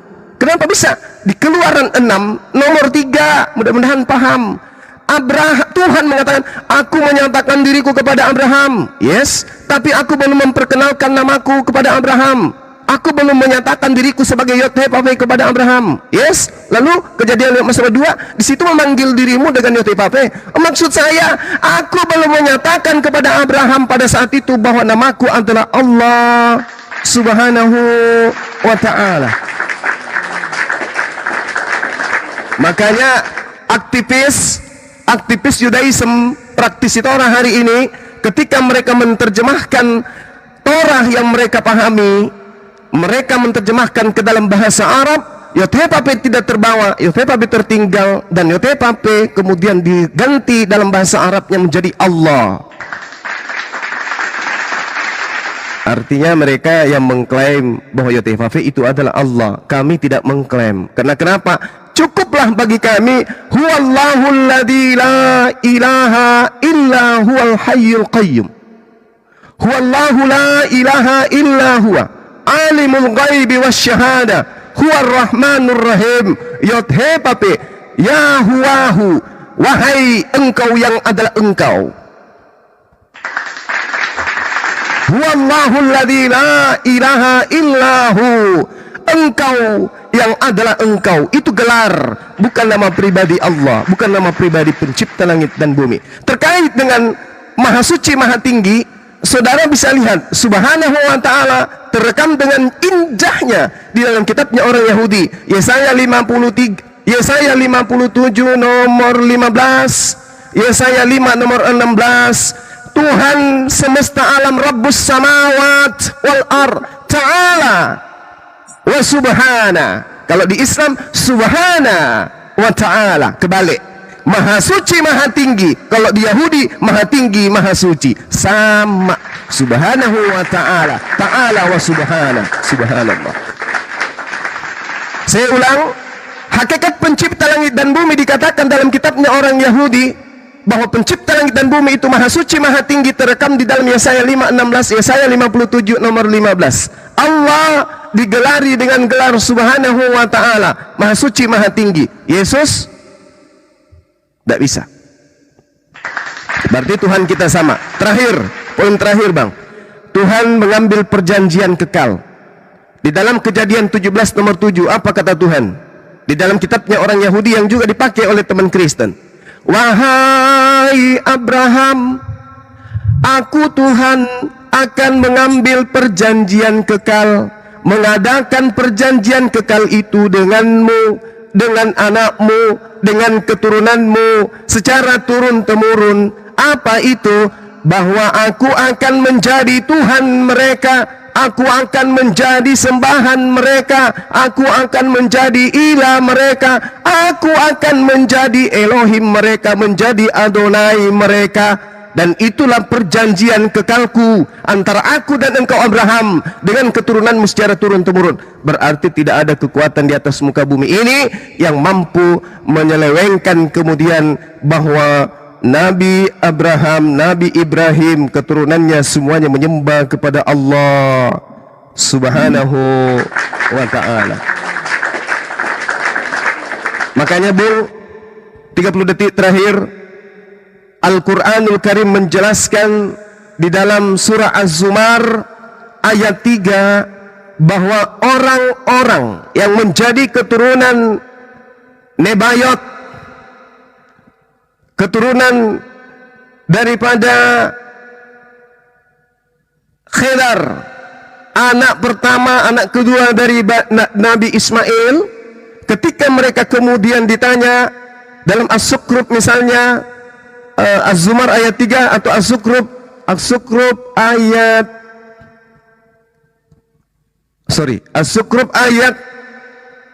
87, Masya Allah. Di situ Allah Subhanahu wa Ta'ala menjelaskan dengan terinci bahwasanya ketika orang-orang Quraisy ditanya, wala in sa'altahum man khalaqahum layakulunna Allah fa anna yufakun. Jika kamu tanya kepada orang-orang Quraisy jahiliyah ini yang menyembah kepada berhala-berhala ini, kalian tanya kepada mereka, siapa yang menciptakan diri-diri mereka? Niscaya orang-orang Quraisy jahiliyah akan menjawab, Allah. Artinya bahwa orang-orang jahiliyah Quraisy sebelum Islam itu datang, sebelum baginda Rasulullah Muhammad SAW itu memperkenalkan Allah, mereka dari keturunan Nebayot dan Khedar anak Nabi Ismail sudah diperkenalkan bahwa nama Tuhan pencipta langit dan bumi itu adalah Allah. Makanya orang-orang Kristen pun di sana ketika masuk ke Arab menggunakan kata Allah. Kenapa? Karena sejak Nabi Ismail alaihissalam sampai keturunannya sudah mengenal Allah Subhanahu wa Ta'ala. Wala in sa'altahum man khalaqahum la yaqulunna Allah, Allah, Allah, Allah. Sebelum Rasulullah mengajarkan Islam, orang-orang Arab jahiliyah sudah mengenal nama Tuhan pencipta langit dan bumi itu dari nenek moyang mereka Ibrahim alaihissalam, bahwa nama Tuhan itu adalah Allah. Allah. Kenapa mereka menyembah berhala? Karena mereka ingin melihat Allah, tapi mereka tidak mampu melihatnya, maka mereka membuat patung sebagai manifestasi daripada Allah. Mereka menyembah kepada Allah melalui perantaraan patung tersebut, sama seperti saudara-saudara kita yang lain menyembah kepada patung, menyembah kepada sapi, menyembah kepada pohon. Itu hanya perantaraan kepada Sang Hyang Widi atau kepada Sang Pencipta. Begitulah orang-orang Quraisy, tapi mereka menyebut Allah. Jadi Tuhan yang disembah oleh umat Islam, Tuhan yang disembah oleh umat Yahudi adalah Tuhan yang sama, Allah yang maha suci lagi maha tinggi. Terima kasih. Baik, Allahu Akbar, Allahu Akbar, Allahu Akbar. Semoga Bang Don Juan dibukakan mata hatinya oleh Allah, dan semoga Bang Don Juan diberi hidayah oleh Allah. Amin. Jangan lupa tap-tap layar guys, tap-tap layar sampai pecah. Lanjut. Jangan juga pecah, bahaya itu. Oke Bang. Ya, terima kasih, penjelasannya cukup panjang. Gini Bang Suma. Jadi tadi Bang mengatakan juga kata Allah itu kan memang sudah ada ya sebelum Islam. Don. Betul ya? Don. Sebentar Bang, sebentar. Saya bertanya nih Bang. Mau tanya apa ngajak debat? Iya, saya kan bertanya. Mau tanya, udah dijawab. Sebentar Bang, sebentar dulu, santai dulu. Saya dengan Bang Suma nih. Tolong nih, tadi kan Bang Suma bilang kata Allah itu memang sudah ada sebelum Islam masuk. Itu betul Bang Suma ya? Sebelum Nabi Muhammad SAW, orang-orang Arab sudah mengenal kata Allah. Betul. Jadi itu yang saya kunci di situ Bang ya. Jadi benar ya, saudara Muslim, tolong ya, kan timbul perdebatan ini. Kita ini Kristen kan mencomot-comot ya dari bahasa Arab itu, dari kitabnya saudara Muslim, kata Allah itu. Ternyata ya Bang. Tapi orang Kristen belum pakai Bang ya. Tapi orang Kristen Arab itu nggak pakai kata Allah Bang. Sebentar Bang, kata Allah itu sudah ada. Enggak, tapi orang Kristen nggak pakai kata Allah, enggak ya. Baru di tahun 1918 dia baru pakai kata Allah Bang. Ya, Allah itu kan dari penyebutan aja Bang. Jadi tadi Bang Suma sendiri sudah mengatakan kata Allah itu A-L-L-A-H itu maksud saya, bukan A-O-L-L-A-H, bukan. Jadi Bang Suma sudah mengakui juga bahwa kata Allah itu sudah ada sebelum Muslim Islam masuk ke abad ke-7. Betul Bang ya? Iya. Oke ya, jadi gini Bang. Jadi nggak ada perdebatan lagi itu nanti kata Allah itu comot mencomot gitu. Oke, saudara Muslim semua ya. Bang Suma ini ya gurunda yang siapa nggak kenal beliau ini, ya. Jadi itu sudah jelas ya. Nah kemudian Bang Suma, satu pertanyaan lagi Bang Suma. Iya. Ada di Kristen surat belum pakai, pakainya abad 18, tahun 1819. Dulu nggak ada pakai Allah. Kristen kan itu abad pertama Bang. Ya Islam itu abad Iya, di mana ke-7. Jadi iya, di mana orang Kristen pakai kata Allah dari zaman yang pertama mana? Bentar, tadi itu sudah dijawab sama Bang Suma, itu sudah oke tuh Bang. Mana dulu pakai nama Allah mana? Mohon izin bentar, mohon izin Bang Don Juan mohon izin bentar, Bang Don Juan mohon izin bentar. Ya, nanti kita jawab, Silakan. Mohon izin bentar. Ya, jangan berputar-putar di situ biar diskusinya ini berlangsung gitu loh. Tetap saja Kristen Indonesia ini mencuri nama Allah dan menjadikan nama Allah itu menjadi gelar. Itu masalahnya. Betul. Kalau itu. Kristen Arab, Katolik Arab memposisikan Allah itu sebagai nama pribadi. Tuhan, nama pribadi, ya, betul. Kristen Indonesia menjadikan nama Allah itu menjadi gelar. Itu masalahnya Bang Don. Lanjut. Iya, gini Bang Don, Bang. begini Bang Don, sedikit dari saya sebelum ke Bang Don ya. 1 menit, bahkan 30 detik lah. Silakan. Bismillahirrahmanirrahim. ولما تم من حمله شهران على مشهور الأقوال المروية توفي بالمدينة المنورة أبوه عبد الله. Itu pertanda bahwa nama Allah itu sudah ada sebelum baginda Rasulullah Sallallahu Alaihi Wasallam lahir ke muka bumi ini. Lanjut, saudara, lanjut. Iya, oke. Saudara, jadi udah betul ya. Tapi gini Bang, saya jawab dulu kenapa di LAI ya, orang Kristen di Indonesia mengenai kata Allah itu kan sebenarnya cuma bahasa serapan aja Bang, ya. Bahasa serapan itu ya bahasa asing yang masuk ke bahasa Nusantara, bahasa yang memperkaya perbendaraan bahasa Indonesia. Ya, jadi banyak bahasa-bahasa asing ya, termasuk bahasa Inggris, bahasa Belanda juga banyak masuk ke bahasa Indonesia, bahasa serapan. Verboden itu kan bahasa Belanda juga, itu sudah masuk, itu bahasa serapan itu termasuk, apalagi kita dengan orang Melayu kan. Di Indonesia kan mayoritas Muslim ya. Jadi pada saat Belanda masuk itu kan untuk menerjemahkan kata itu, ya dia memakai orang pribumi. Kata Allah itu orang Melayu itu Allah sesembahan itu Bang. Jadi itu bahasa serapan. Jangan dibilang kita mencopot-comot, tidak. Itu bahasa serapan.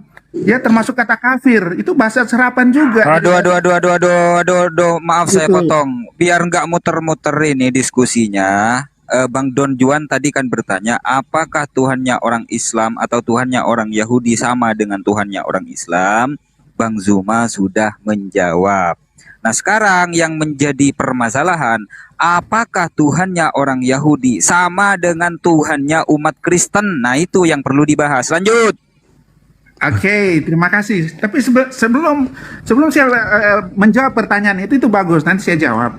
Tapi ada kata di Al-Quran ya, di surat An-Nahl ayat 91 ya, di situ mengatakan ya, sesungguhnya aku hanya diperintah untuk beribadah kepada Tuhan pemilik negeri ini, dalam kurung Mekah, yang telah dijadikan kota suci olehnya atas makhluknya, agar mereka tidak menumpahkan darah orang yang haram dibunuh atau mensalimi seseorang di dalamnya atau mendidik hewan buruan dan penebang pepohonannya. Nah, itu gimana maksudnya itu Bang? Suratmu salah. Nggak ada surat An-Nahl, nggak ada. An-Nahl 91. An-Nahl ya, sorry. Surat An-Nahl ayat 91. Iya. Boleh saya jawab ya? Ya silakan Bang, silakan. Oke, baik.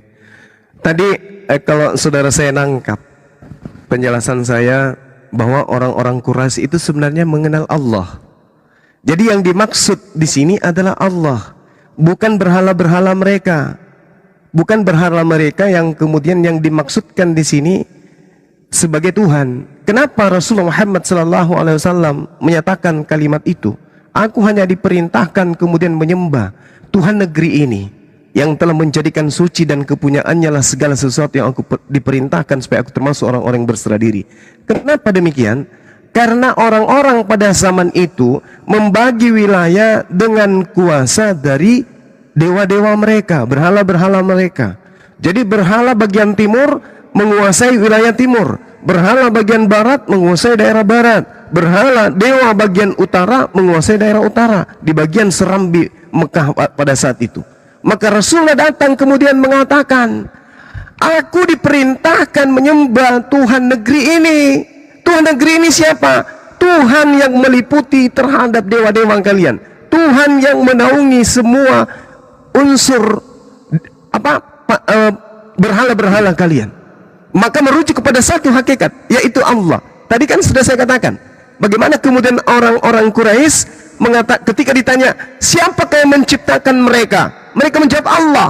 Kenapa mereka tidak menunjuk dewa-dewa mereka, Al-Lata, Al-Uzza dan seterusnya? Kenapa? Ini yang menciptakan. Kenapa mengatakan begitu? Tapi dia mengatakan Allah. Mana Allah itu? Laisa kamislihi syai'. Tidak bisa digambarkan bentuknya seperti apa. Tetapi ada bentuk dewa-dewa kalian. Oh, itu hanya media untuk sampai kepada yang disebut Allah. Kami tidak bisa melihat Allah, kami membentuk media ini.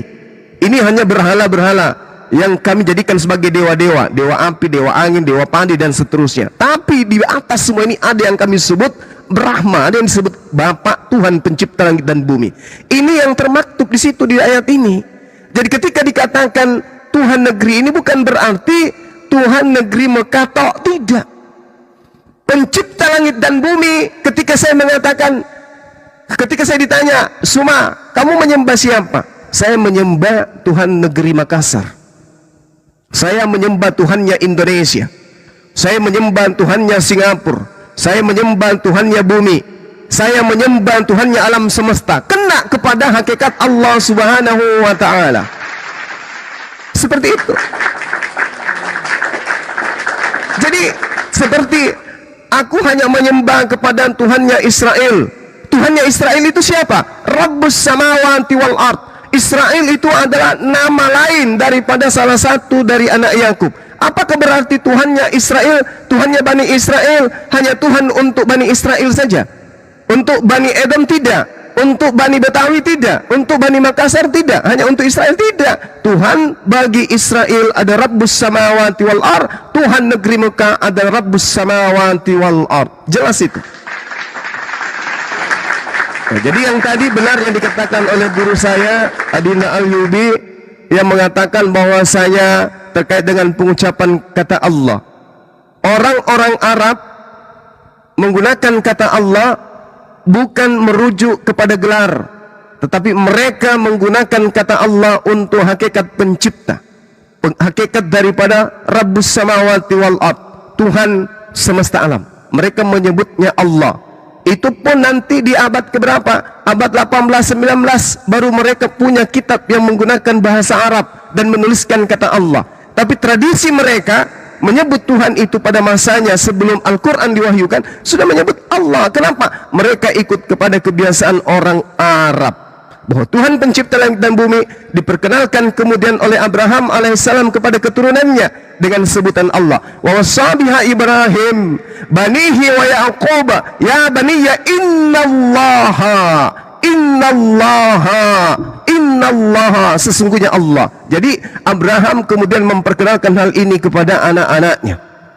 Siapa yang akan kamu sembah? Am kuntum syuhada'a is hadara Yaqubal maut isqala libani ma ta'buduna min ba'di qalu na'budu ilahaka wa ilaha abaika Ibrahim wa Ismail wa Ishaq ilaha wahida wa nahnu lahu muslimun. Jelas Abraham alaihissalam mengajarkan keturunannya menyembah hanya kepada Allah pencipta langit dan bumi sesuai dengan Kejadian 17 nomor 7. Subhanallah. Lanjut. Oke, Bang Suma. Jadi gini ya, clear ya, bahwa sebelum Islam masuk ya, bangsa Quraisy sudah memakai kata Allah, betul Bang Suma ya? Yes. Ya. Kata Allah itu merujuk kepada sesembahan, Bang. Betul ya? Pencipta langit dan bumi, merujuk kepada pribadi, itu nama pribadi. Itu proper name atau jabatan, Bang? Itu proper name, itu adalah nama proper name. absolute. Yes. Proper name. Jadi proper name, Bang ya. Jadi bukan umum ya seperti kata Tuhan, bukan ya Bang ya? Coba Anda lihat di KBBI sekarang ini. Allah sama dengan nama Tuhan dalam bahasa Arab. Nama, bukan gelar Tuhan, tapi nama Tuhan. Coba KBBI. Iya betul. Oke. Itu Bang. Jadi bangsa Quraisy yang belum mengenal Tuhan ya, penyembah berhala itu mereka menyebut sesembahannya itu adalah Allah juga. Betul Bang ya? Sekarang mereka jadi ketika ditanya siapa yang menciptakan kalian, mereka mengatakan Allah. Ya, oke. Bahkan orang-orang sabar Bang, bahkan orang-orang Kristen di Indonesia, kalau Anda kagetkan apa yang dikatakan, Masya Yesus, oh enggak, dia mengatakan Masya Allah, Subhanallah, Allahu Akbar. Sama dengan orang-orang Quraisy. Karena pada prinsipnya manusia mau Kristen mau apapun itu, pada dirinya ada fitrah, kesucian awal, di mana mereka kemudian bersaksi di hadapan Allah. Kalau bala syahidana, mereka bersaksi. Begitu dia lahir, orang tuanya lah yang membuat dia Kristen, nyembah Yesus. Padahal pada dasarnya di alam ruh dia mengakui Allah itu adalah Tuhan. Makanya ketika dia kaget, Masya Allah, Kristen nih. Saya pernah naik pesawat Bung dari Palu ke Makassar. Begitu turbulence, orang keriting pakai kalung salib, pakai baju singlet berbulu semua badannya. Begitu pesawatnya goyang sekali, apa yang diteriakan? Allahu Akbar. Itu pas di samping saya tuh. Artinya apa? Kenapa bukan Yesus yang diteriakin? Ini langsung dari kalbu sendiri yang meneriak dari dalam. Karena kembali kepada fitrah. Demikian. Oke Bang, oke. Jadi gini Bang Suma. Itu ya, jadi sudah jelas ya saudara Muslim ya, kata Allah itu sudah ada ya disebut sama orang-orang Quraisy ya. Jadi nggak usah lagi klaim-mengklaim Bang. Yang jadi pertanyaan sekarang, nggak usah lagi mengklaim, wah ngaco kau nih. Itu selalu banyak mengklaim. Ternyata kita sudah mengatakan Allah. Don Juan. Lebih baik banyak mendengar daripada banyak bicara. Ya, ini sudah saya katakan di awal. Bentar, jangan dipotong dulu. Di Kamus Besar Bahasa Indonesia dijelaskan bahwa Allah itu adalah nama pribadi. Di kamusnya orang Katolik, Kamus Al-Munjid, tertulis Allah ismud dzat al-wajibul wujud. Allah itu adalah nama zat, nama eksistensi yang wajib adanya. Jadi Kristen Arab sudah mengakui bahwasanya Allah itu adalah nama pribadi, bukan gelar Don Juan. Cuma Kristen Indonesia yang mengatakan bahwa Allah itu adalah gelar, bukan proper name. Ini Kristen Indonesia ini dari mana sih sebetulnya? Ngeyel tulungan. Ajaran dari Yunani, nama Tuhan diambil dari Arab. Ngaco nih. Seperti ini Bang Don Juan, apapun itu penjelasan Bang Zuma udah jelas, tetapi yang perlu diingat begini. Yang perlu diingat hanya satu kitab Al-Quran yang menyematkan pertama kali kata Allah. Tidak ada kitab lain yang menyematkan kata Allah selain Al-Quran. Mau orang sebelum datangnya Rasulullah itu menyebut Allah, tetapi kitab yang pertama kali menyematkan kata Allah hanya Al-Quran. Nah, pada saat Alkitab Muqaddas menerjemahkan ya dari bahasa Yunani, itu di abad 8 sama 9 baru memakai kata Allah. Jadi Anda mau memframing itu bahwasanya Anda tidak mau dikatakan nyolong. Itu mimpi besar itu Don Juan. Nyolong aja bos. Gila. Udah kembali ke topik ya. Bang Zuma sudah menjawab ya bahwasanya Rabi Yahudi saat menerjemahkan YHWH itu diterjemahkan menjadi Allah. Artinya orang Yahudi mengakui bahwa Tuhan yang mereka sembah itu sama dengan Tuhannya orang Islam. Yang menjadi pertanyaan sekarang adalah apakah Tuhan yang disembah oleh umat Kristen sama dengan Tuhan yang disembah oleh orang Yahudi. Silakan dilanjut Bang Zuma. Oke, aku sekarang nih, ya, aku akan jawab itu. Gini, satu pertanyaan saja, kenapa saudara Muslim masih memakai kata Allah yang digunakan oleh bangsa Quraisy? Ya, kan bangsa Quraisy memakai kata Allah untuk sembahannya. Kenapa baginda Nabi Muhammad ya di abad ke-7 masih memakai kata itu gitu kan? Harusnya beda dong. Baik. Itu yang jadi pertanyaan Bang Suma. Oke, cukup Bang Suma aja yang menjawab. Oke, silakan Bang Suma. Ini pertanyaan yang bagus ya, sekalipun itu menggelitik bagi saya. Al-Quranul Karim menjelaskan tentang Nabi Ibrahim, ketinggian. Al-Quran menjelaskan kemudian tentang Nabi Musa. Innani Allah. Biar lebih dekat sikit. Innani Allah. Sesungguhnya aku ini adalah Allah. Apa penjelasannya kemudian? La ilaha illa ana. Tidak ada Tuhan selain daripada aku. Berarti Allah ini adalah nama pribadi Tuhan, pencipta langit dan bumi. Orang-orang Quraisy kenapa demikian? Karena mereka adalah keturunan Nabi. Nabi Ismail kemudian memperkenalkan keturunannya dengan sebutan Allah ini. Bahkan Nabi Ibrahim dalam Al-Quran. Wa wasabiha Ibrahimu banihi wa Yaquba ya baniya, wahai anak-anakku, innallaha astafa lakumuddin fala tamutunna illa wa antum muslimun. Wahai anak-anakku, sesungguhnya Allah. Dia tidak mengatakan sesungguhnya Tuhan. Sesungguhnya Allah telah memilih agama ini untukmu, millah ini untukmu, maka jangan kamu mati illa kecuali dalam keadaan muslim. Nabi Ibrahim mengajarkan itu.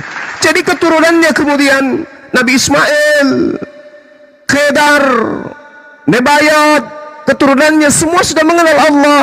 Sampai kepada cicit mereka orang-orang Quraisy pun mengenal Allah. Kenapa baginda Rasul Muhammad SAW mengajarkan kembali Allah? Karena unsur pertama yang harus dipahami di sini, Rasulullah Muhammad SAW mengenal nama Allah melalui Al-Quranul Karim. Orang-orang Quraisy mengenal nama Allah dari nenek moyang mereka Ibrahim alaihissalam. Klop, tak ada masalah. Karena memang pencipta langit dan bumi itu bernama Allah. Tadi kita sudah mengurai kejadian Keluaran 6 nomor 3, kejadian nomor 2. Ternyata Yod-Heh-Vav-He itu bukan nama pribadi, tapi hanya gelar Tuhan. Jadi di atas muka bumi ini ada beberapa gelar. Pertama, hewan. Yang kedua, manusia. Yang ketiga, tumbuhan. Yang keempat, malaikat. Yang kelima, syaitan, dan seterusnya. Yang keenam, bumi. Yang kelima, yang ketujuh, dan seterusnya, Dan yang paling tertinggi kedudukannya bergelar Adonai. Apa itu? Tuhan. Jangan menyebut nama Tuhan dengan sembarangan.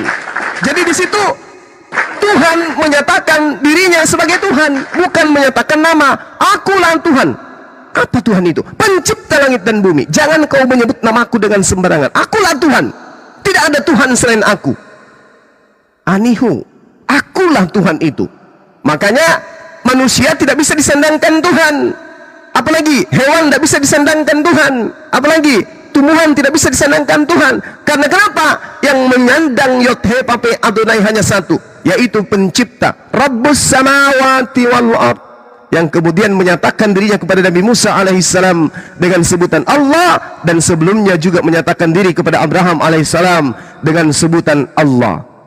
Keturunannya menggunakan kata Allah. Islam datang mencakup itu semua, memperkenalkan innani anallah la ilaha illa ana. Sesungguhnya aku ini Allah. Tidak ada ilah, tidak ada sembahan di luar daripada aku. Akulah Tuhan satu-satunya. Maka sujudlah beribadah kepadaku untuk mengingatku. Demikian. yang masalahnya Bang Suma ya, itu Udah bangsa dijawab. Sekarang Quraisy jawab yang pertanyaan yang menyembah tadi. berhala. Apakah Tuhan Kristen sama dengan Sebentar, Tuhan Yahudi? sebentar, Jawab. Bang, sebentar Bang, Jawab. sebentar. Oh, tadi Sebentar udah dulu. janji Nanti sendiri. aku jawab itu, Jawab. sebentar. Yang jadi masalah, Kalau kau tanya karena terus, ini kapan bangsa kau jawab? Quraisy menyebut kata Allah untuk penyembahan berhala. Oh enggak, Ah, salah. kenapa? Mereka tidak pernah menyebut berhala mereka dengan sebutan Allah. Gak pernah. Gak pernah, gak pernah. Gak pernah bang. Kan sebelum Bang Suma, Orang-orang sabar. Islam masuk, Orang-orang ya, yang bangsa orang-orang Quraisy. Arab, bangsa jahiliyah, ketika ditanya man khalaqahum, siapa yang menciptakan mereka atau menciptakan kalian? Layakulunna, mereka kemudian menjawab Allah. Siapa yang menciptakan? Tapi kalau ditanya siapa yang kalian sembah? Berhala. Siapa yang menciptakan kalian? Allah. Sampai di sini paham tidak, saudara saya? Berhala pagan Arab itu, pagan Mekah itu namanya adalah Lata, Uzza, Manat, bukan Allah, Don.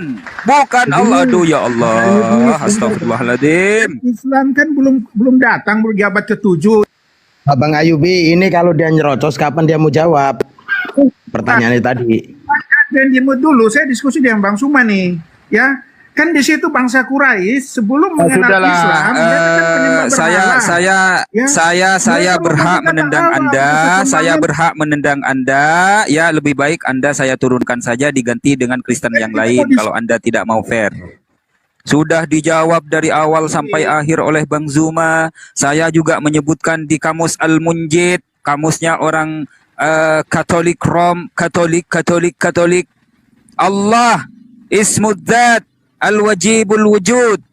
Allah itu adalah nama zat, nama sang eksistensi yang wajib adanya. Dialah sang pencipta langit dan bumi. Di KBBI juga dijelaskan bahwa Allah itu adalah nama pribadi. Apalagi di dalam Al-Quran. Innani anallah la ilaha illa ana fa'budni wa aqimis sholata lidzikri. Aduh ya Allah, astagfirullahaladzim. Don. Lanjut Bang Zuma. Ya Aku kabur cari lah, dulu. bukan turunin. Saya cuma niatkan dia, biasa Pak. Dia nggak congor mulu. Dari tadi Gurunda Saya sudah yang turunin. sangat jelas. Enggak, itu Sangat saya yang jelas, turunin Bang. bang. Oh iya. Ya, itu saya yang turunin. Percuma Anak kalau kita saya yang berdiskusi sama TK orang bodoh. saja ngerti kok. Masa dia yang udah berumur nggak ngerti-ngerti? Rugi.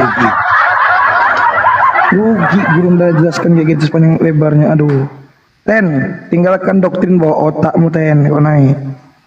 Ya, doktrinmu tinggalkan. Ya, lanjut Gurunda. Iya, jadi orang-orang Quraisy itu beribadah kepada siapa? Kepada berhala. Tapi ketika ditanya, siapa yang menciptakan ente? Allah.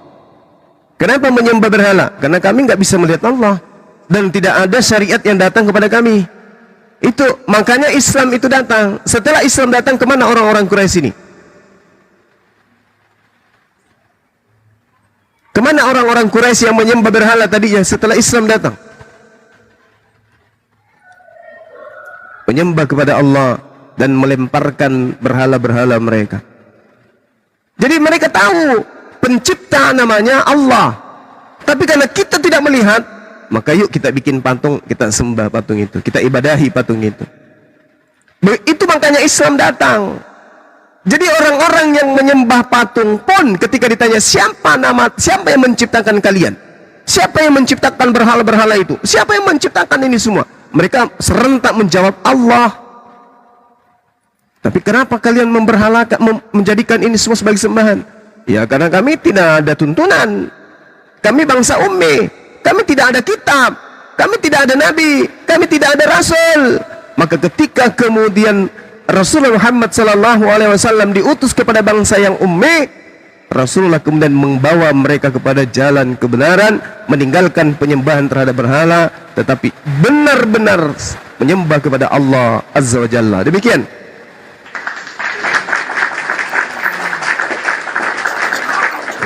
Luar biasa.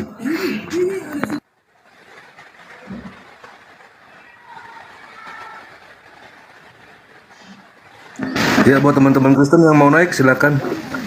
Ya, buat teman-teman Kristen ya. Buat tapping-tapping yang nggak bermutu saya bisukan, saya blokir. Saya moderator di sini. Sahabat saya 15 menit ya. Hujan deras. Iya, siap. Silakan. Dinaikkan teman yang lain. Baik.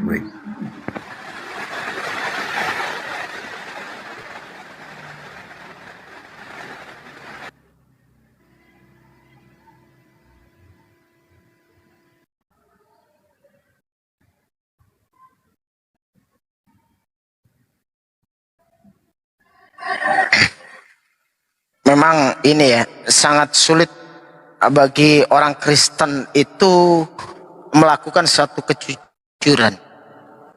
Bahwasannya sudah dijelaskan berkali-kali tetap menolak apa yang dikatakan sebuah kebenaran. Bang Suma sudah menjelaskan dari mana dan sampai mana. Bahkan kalau kita melihat ya, orang-orang itu menerjemahkan dari bahasa Yunani ke Alkitab Muqaddas itu dengan pemaknaan yang berbeda dengan LAI, dengan memaknai kata Allah itu jelas dijelaskan oleh Ustadz Ayubi tadi kan. Nah, tapi di Indonesia ini dijadikan gelar. Ini yang jadi sebuah fenomena bahwasanya sampai sekarang kita harus melakukan diskusi dan perdebatan. Kalau tidak kita perjuangkan, begitu enaknya mereka memakai kata Allah dengan menyebut seperti ini. Tiada Allah selain Tuhan. Tiada Allah selain Tuhan. Kan kacau ini. Di dalam Islam itu jelas tiada Tuhan selain Allah. Lah mereka tiada Allah selain Tuhan. Kan kacau. Pemaknaan ini yang perlu dipahami gitu loh. Ya, ada tamu nih, Bumblebee, selamat pagi. Bumblebee, selamat pagi.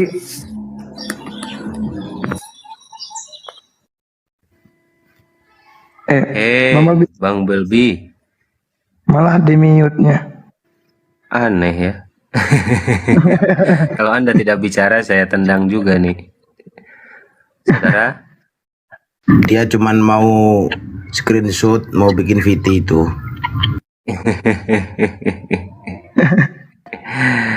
Aduh, iya saudaraku ya, Masya Allah. Benar Akhi Erwin, tadi sudah sangat jelas Bang Zuma menjelaskan Qurannya, Masya Allah. Kalau kita umat muslim itu sudah luar biasa, lebih daripada jelas ya.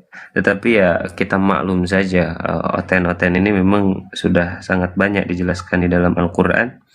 Bahkan Bang Zuma sering membacakan ayat ini di dalam surah Al-A'raf ayat 179 sambil menunggu oten ya. Bismillahirrahmanirrahim.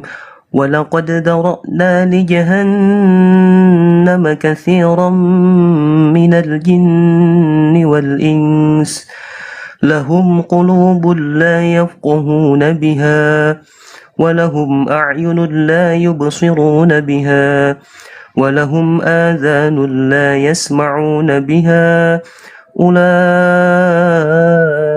كَالْأَنْعَامِ بَلْ هُمْ أَضَلُّ Ulaika humul ghafilun. Shadaqallahul azim, wallahu a'lam bihaqiqatil murad. Dan sesungguh akan kami isi neraka jahanam banyak dari kalangan jin dan manusia.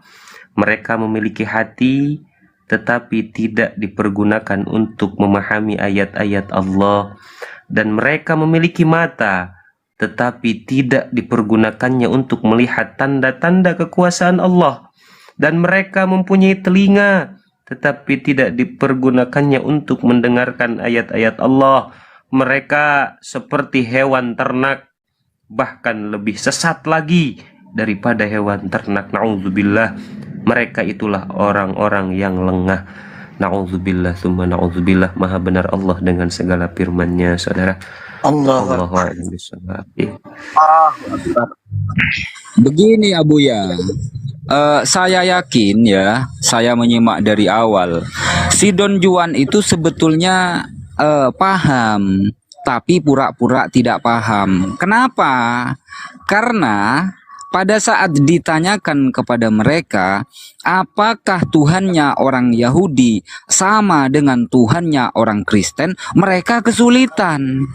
Mereka mencari alasan sana sini, begini dan begitu. Pada akhirnya berpura-pura tidak paham dan pada akhirnya ngeyel gitu. Kenapa? Karena mereka ketakutan untuk menjelaskan Tuhannya orang Yahudi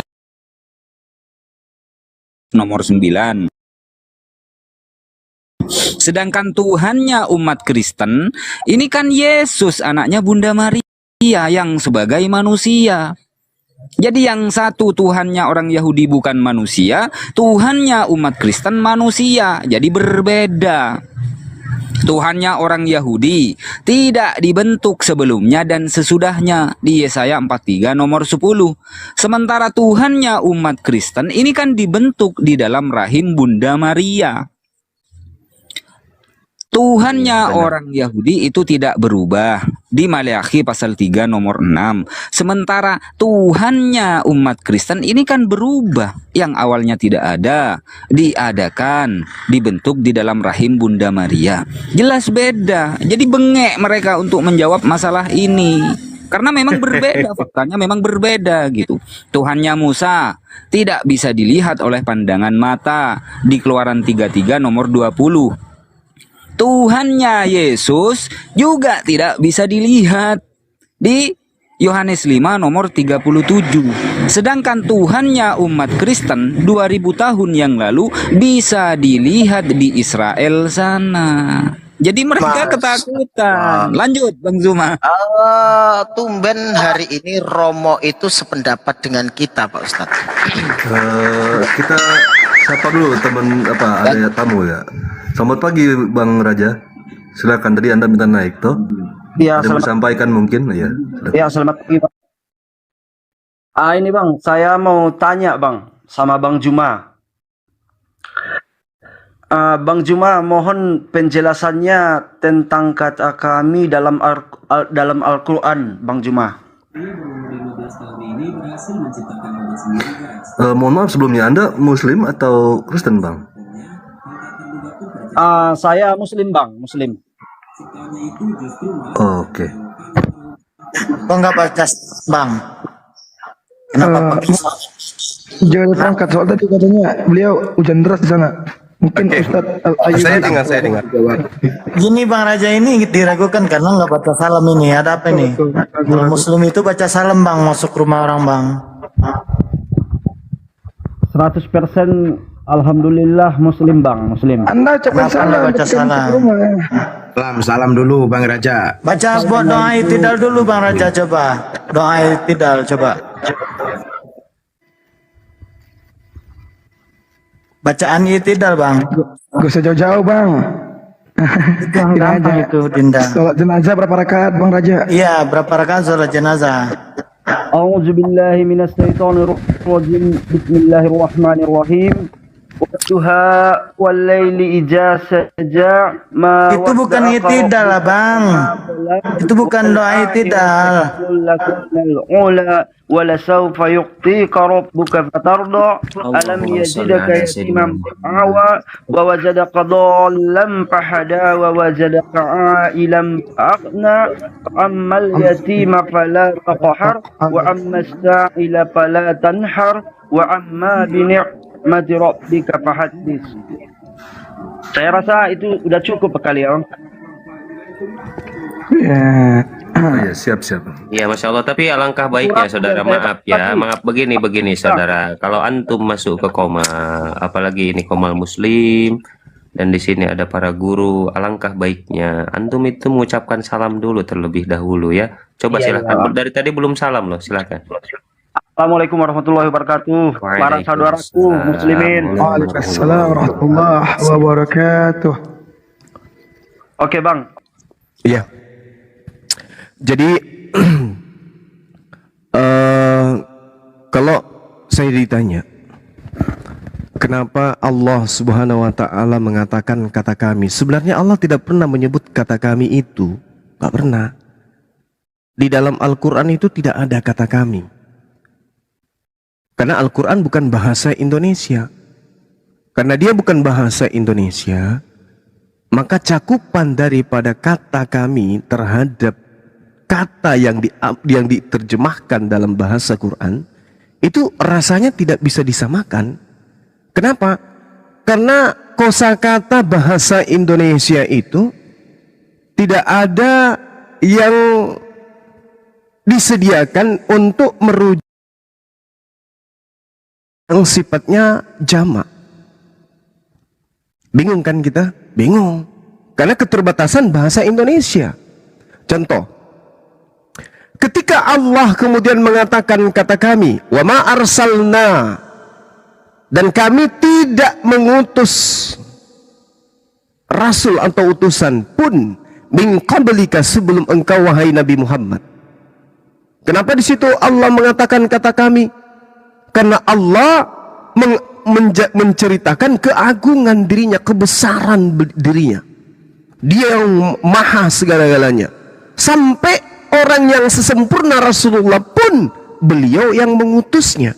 Abraham sebagai nabi para bapak pun beliau yang mengutusnya. Nabi Musa alaihissalam yang membebaskan sampai belak lautan pun beliau yang mengutusnya. Maka beliau mengatakan, wa ma arsalna min qablika min rasulin illa nuhi ilaihi annahu la ilaha illa ana. Loh, di situ ada kata ana. Di situ ada kata kami. Pada saat kapan Allah menggunakan kata kami? Pada saat kapan Allah menggunakan kata Allah? Ternyata ketika Allah menceritakan tentang keagungan, kebesarannya, kemuliaannya, Allah mengatakan kata nahnu. Tapi ketika kemudian Allah mengarahkan ciptaannya untuk beribadah, menyembah, dia tidak mengatakan kata kami. Itu hebatnya Allah Subhanahu wa taala. Karena Allah tahu nanti ciptaanku ada yang bernama bangsa Indonesia menggunakan bahasa persatuan dengan bahasa Indonesia, kata kami mereka gunakan untuk menunjuk kepada hal yang sifatnya jamak. Maka ketika Allah mengatakan nahnu, merujuk kepada kemuliaannya, kebesarannya, kuasanya. Tetapi ketika berbicara mengenai ibadah, menyembah, Allah tidak pernah mengatakan annahu la ilaha illa nahnu.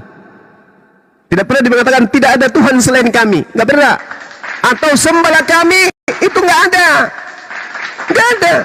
Se-Indonesia-Indonesianya bahasa Indonesia, tidak pernah kata kami digunakan oleh Allah untuk memerintahkan ciptaannya menyembah kepada dirinya. Maka sembahlah kami itu nggak ada. Maka Allah mengatakan, fa'buduni, sembahlah aku.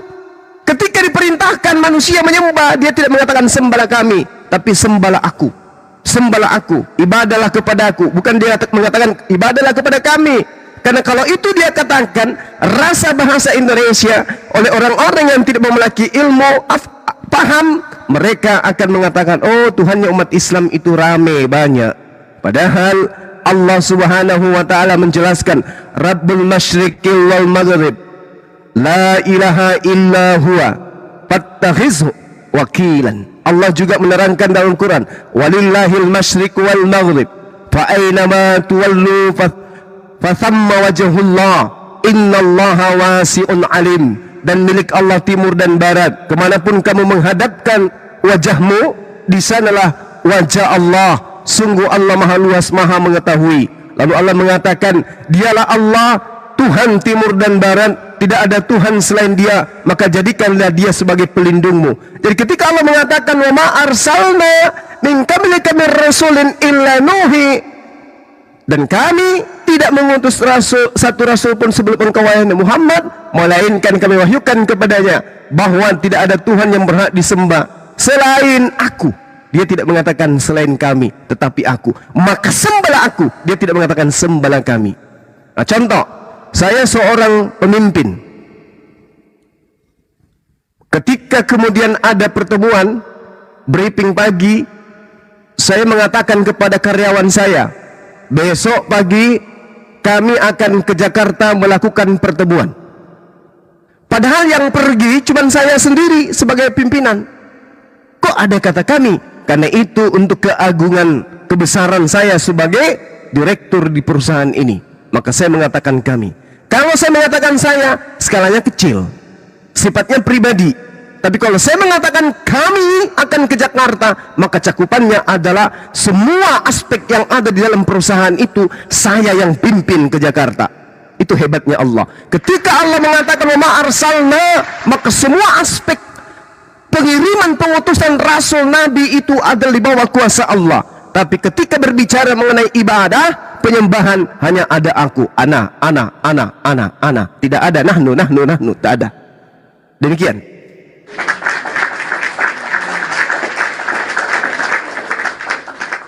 Ya. Ini banyak yang suruh saya turun nih bang. Apa-apalah, saya turun aja bang. Saya asli muslim bang, lahir muslim. Insya Allah. Masya Allah. Maafkan keadaan ini karena saudara naik tidak beri salam gitu ya. Ya, mohon diingat Bang Raja, salam ya lain kali ya. Oke. Terima kasih banyak Bang Raja ya atas pertanyaannya ya Bang ya. Masya Allah. Menambah edukasi saudara kita yang di bawah semua termasuk saya juga. Terima kasih Bang Raja. Ya.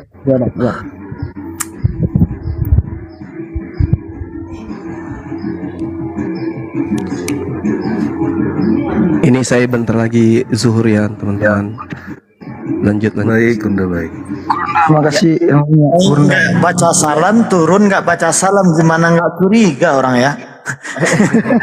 Kacau. Astagfirullah.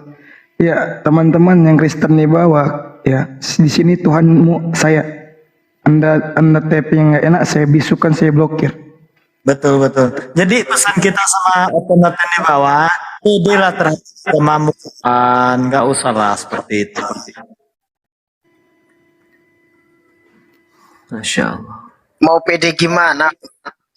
Kitabnya bisa setiap waktu dan setiap bang.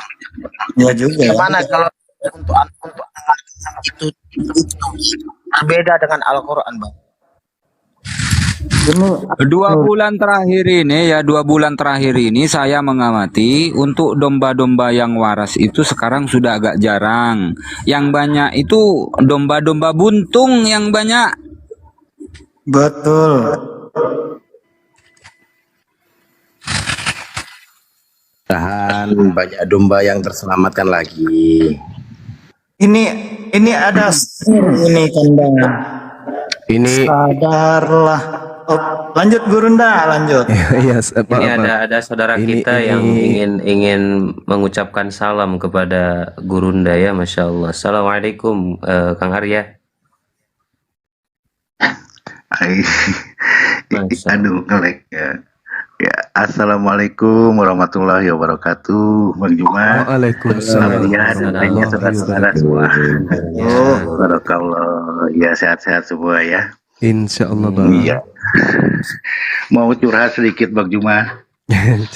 Saudaraku izin ya, tapi jangan terlalu lama, mohon maaf mungkin ya, karena silahkan saudaraku. Iya, lanjut. Seperti yang kemarin saya sampaikan ke Abu ya, bahwa saya ini kebetulan tinggal di pelosok dan usia saya juga sudah tidak muda gitu ya. Cuman anak saya memperkenalkan apologet ke saya. Dulu zaman saya muda ini kan bisa dibilang tabu ya Abu ya untuk masalah-masalah seperti ini gitu. Tapi ya dengan kemajuan zaman akhirnya pikiran saya terbuka, betul-betul terbuka gitu ya. Kadang-kadang kita aja mengajari anak-anak kita yang sudah berislam itu agak sulit gitu. Tapi ya subhanallah ya Bang Juma, saudara-saudara semua di sini dengan sabarnya gitu menjelaskan kepada yang non muslim gitu. Untuk kami yang di pelosok mungkin lebih kepada syukur mereka mau menerima Al-Quran itu dan tidak apa-apa. Tapi untuk kami ini adalah satu pembelajaran, satu edukasi yang luar biasa ya. Ketika orang-orang yang dengan kesibukan atau dengan kemalasan itu membuka Al-Quran, kemudian di sini dibuka Al-Quran itu dengan detail. Bahkan termasuk juga kitab-kitab Bible itu ya, yang penuh dengan kelemahan itu ya, akhirnya kita betul-betul teredukasi. Subhanallah. Terima kasih Bang Juma dan rekan-rekan semua ya Abu ya. Yang telah memberikan waktunya. Iya, terima kasih, terima kasih. Ya, makasih Bang. Ya, silakan dilanjut. Saya turun ya. Makasih ya Bang. Ya, assalamualaikum warahmatullahi wabarakatuh. Waalaikumsalam warahmatullahi wabarakatuh. Ya, saya sekedar mengingatkan kepada sahabat-sahabat Muslim di sini dan juga termasuk Dinda Ayubi, mohon dengan sangat jangan pernah sekali-kali menyebut Kristen itu domba. Itu membuat mereka besar kepala, Bang. Dinda, sama seperti ketika kita ini disebut sebagai orang yang soleh, itu juga kita akan bersyukur, itu adalah doa. Orang-orang Kristen itu bukan domba, mereka itu adalah penyamar-penyamar. Domba itu Bani Israel. Yeremia 50:17, Yeremia 23 nomor 2 nomor 3, Yehezkiel 5 nomor 12 dan seterusnya. Bahkan orang-orang yang hidup sesaman Yesus yang tidak memiliki darah Yakub, Yesus sendiri yang menggelarinya dengan gelar guguk. Janganlah kita yang memberikan gelar yang terhormat kepada saudara-saudara kita yang tidak sepantasnya. Mereka ini adalah serigala nyamar domba. Jadi kalau kita menggelari mereka domba, mereka akan semakin kekal, ya, semakin cinta kepada kekafirannya. Jadi ya, sampaikan Bang. aja. Saya koreksi Bang. Ya. Saya koreksi Bang. Ya maaf ya teman-teman, maaf bukan domba tapi serigala berbulu musang. Itu dia. Serigala itu binatang yang hebat. Serigala itu binatang pemusnah, ya. Serigala itu adalah binatang yang gagah. Tidak jarang orang yang pingin kali memelihara serigala tuh. Termasuk saya sendiri. Pingin rasanya melihara serigala tapi yang jinak gitu ya. Bulunya yang bagus, giginya yang bagus. Oh, jadi nggak pantas juga dibilang serigala ya, Kurunda? Nggak pantas juga dibilang serigala berarti? Sebenarnya mereka itu serigala jinak yang di tengah-tengah. Iya. Kita mau memanggilnya domba-domba itu Bani Israel. Kenapa kemudian orang-orang yang sesaman Yesus non Israel itu mereka sebut serigala? Karena mereka adalah bukan dari kalangan domba. Mereka pemangsa. Mereka pemangsa, makanya mereka disebut serigala. Sampai hari ini Roma, ya, PS Roma itu kan lambangnya apa? Domba atau serigala? Serigala. Serigala. Jadi kita harus mendudukkan perkara ini dengan serius. Dengan serius. Bahkan saya menantang orang-orang Kristen sedunia yang bisa membuktikan bahwa non-Yahudi itu digelari domba, itu nggak ada. Orang-orang di sekeliling Yesus yang Waalaikumsalam warahmatullahi wabarakatuh, yang hidup sesama dengan Yesus pun mereka disebut sebagai serigala. Nah, Yesus berpesan kepada muridnya, waspadalah kepada serigala yang nyamar seperti domba. Berarti ada non-Israel yang nyamar Israel. Islamkah, Hindukah, Buddhakah, atau Kristen yang nyamar Israel? Coba teliti Al-Quran. Ada nggak di situ kitabnya Yahudi ditempel menjadi satu clipping dengan Al-Quran? Tak ada. Nggak ada Bang, nggak ada. Cari kitab beda. Ada nggak di situ kitabnya orang Yahudi ditempel? Nggak ada. Cari kitabnya Kristen. Ada nggak kitabnya orang Yahudi di sana? Oh, ada Bang, ada. Memang harus dipakai itu katanya. Jadi kita percaya dengan orang yang memakai lambang serigala itu sebenarnya mereka itu menjawab dirinya sendiri bahwasanya dia itu siapa gitu. Iya, kelihatannya Anda benar, Bang Erwin. Tapi kalau kita melihat kemudian bukti akurat, ya, bukti akurat bagaimana kemudian mereka ini penghulu mereka, pemimpin mereka nyamar serigala. Di data pengakuannya sendiri jelas tertulis kalau memang dia itu adalah serigala yang nyamar domba. Di kitab mereka itu ada. Kepada orang Yahudi, saya mengaku Yahudi. Kepada orang Romawi, ngaku Romawi. Itu jelas itu di dalam kitabnya Korintus 1 Korintus 9 tuh. Bagaimana kemudian dia mengatakan dirinya bahwa kepada orang Yahudi, ngaku Yahudi, kepada orang yang taat kepada hukum Taurat, saya berlaku seakan-akan hidup di bawah hukum Taurat, meskipun saya sendiri tidak hidup di bawah hukum Taurat. Saya sendiri. Jadi kalau ada orang misalnya gini, ada orang yang datang kepada kita mengaku Islam, saya adalah Islam, tetapi dia tidak sholat, KTP-nya pun bukan KTP Islam, lalu kemudian dia berpura-pura kemudian memperlihatkan dirinya sebagai Islam, itu apa namanya? Serigala, Bang. Nah, serigala. Iya kan? Iya, Bang. Nah, serigala berbulu kodok. Bukan Kodok orang gak ada Islam. bulunya. Ngaco nih. Bukan orang Islam ngaku Islam. Coba kita lihat di dalam 1 Korintus 9 nomor 20. Demikianlah bagi orang Yahudi, aku Paulus menjadi seperti orang Yahudi, supaya aku memenangkan orang-orang Yahudi. Bagi orang-orang yang hidup di bawah hukum Taurat, aku menjadi seperti orang yang hidup di bawah hukum Taurat, sekalipun aku sendiri Paulus tidak hidup di bawah hukum Taurat, supaya aku dapat memenangkan mereka yang hidup di bawah hukum Taurat. Ini apa ini? Serigala nyamar dompet.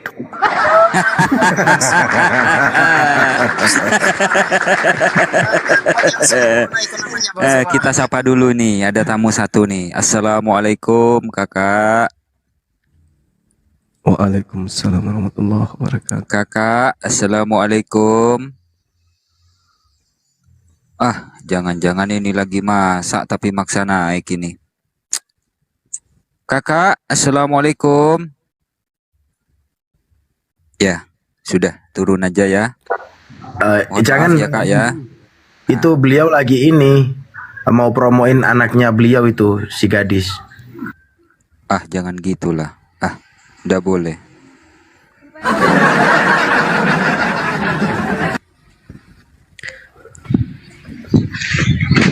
Assalamualaikum warahmatullahi wabarakatuh. Waalaikumsalam warahmatullahi wabarakatuh. Ya Bang, ada yang ingin disampaikan Bang kepada Bang Zuma mungkin, silahkan. Ya, sebelumnya ya minta waktu kurang lebih 1 menit setengah ini. Sebelumnya mau sapa-sapa dulu ya buat host, buat Abu Yat, salam kenal, semoga sehat selalu buat Muhammad, buat sahabat, buat semuanya, buat Singa Allah, buat Maksa, buat Samudra, buat Ustadz Aliubi, buat Gurunda Bang Juma. Jadi Bang. Ya, jadi Bang, saya sudah ketiga kalinya ini menyapa Bang Juma. Ya mungkin suara saya sudah nggak asing ya didengar Bang Juma. Saya dari Lampung Bang. Saya yang sering bilang, insya Allah Bang, sebelum nyawa ini dipanggil Allah, saya bercita-cita ingin menemui Bang Juma Bang. Masya Allah. Ya, kalaupun nggak ketemu di dunia ini, doa saya setiap saya sholat Bang, saya bisa ketemu sama Bang Juma di surga Bang. Amin.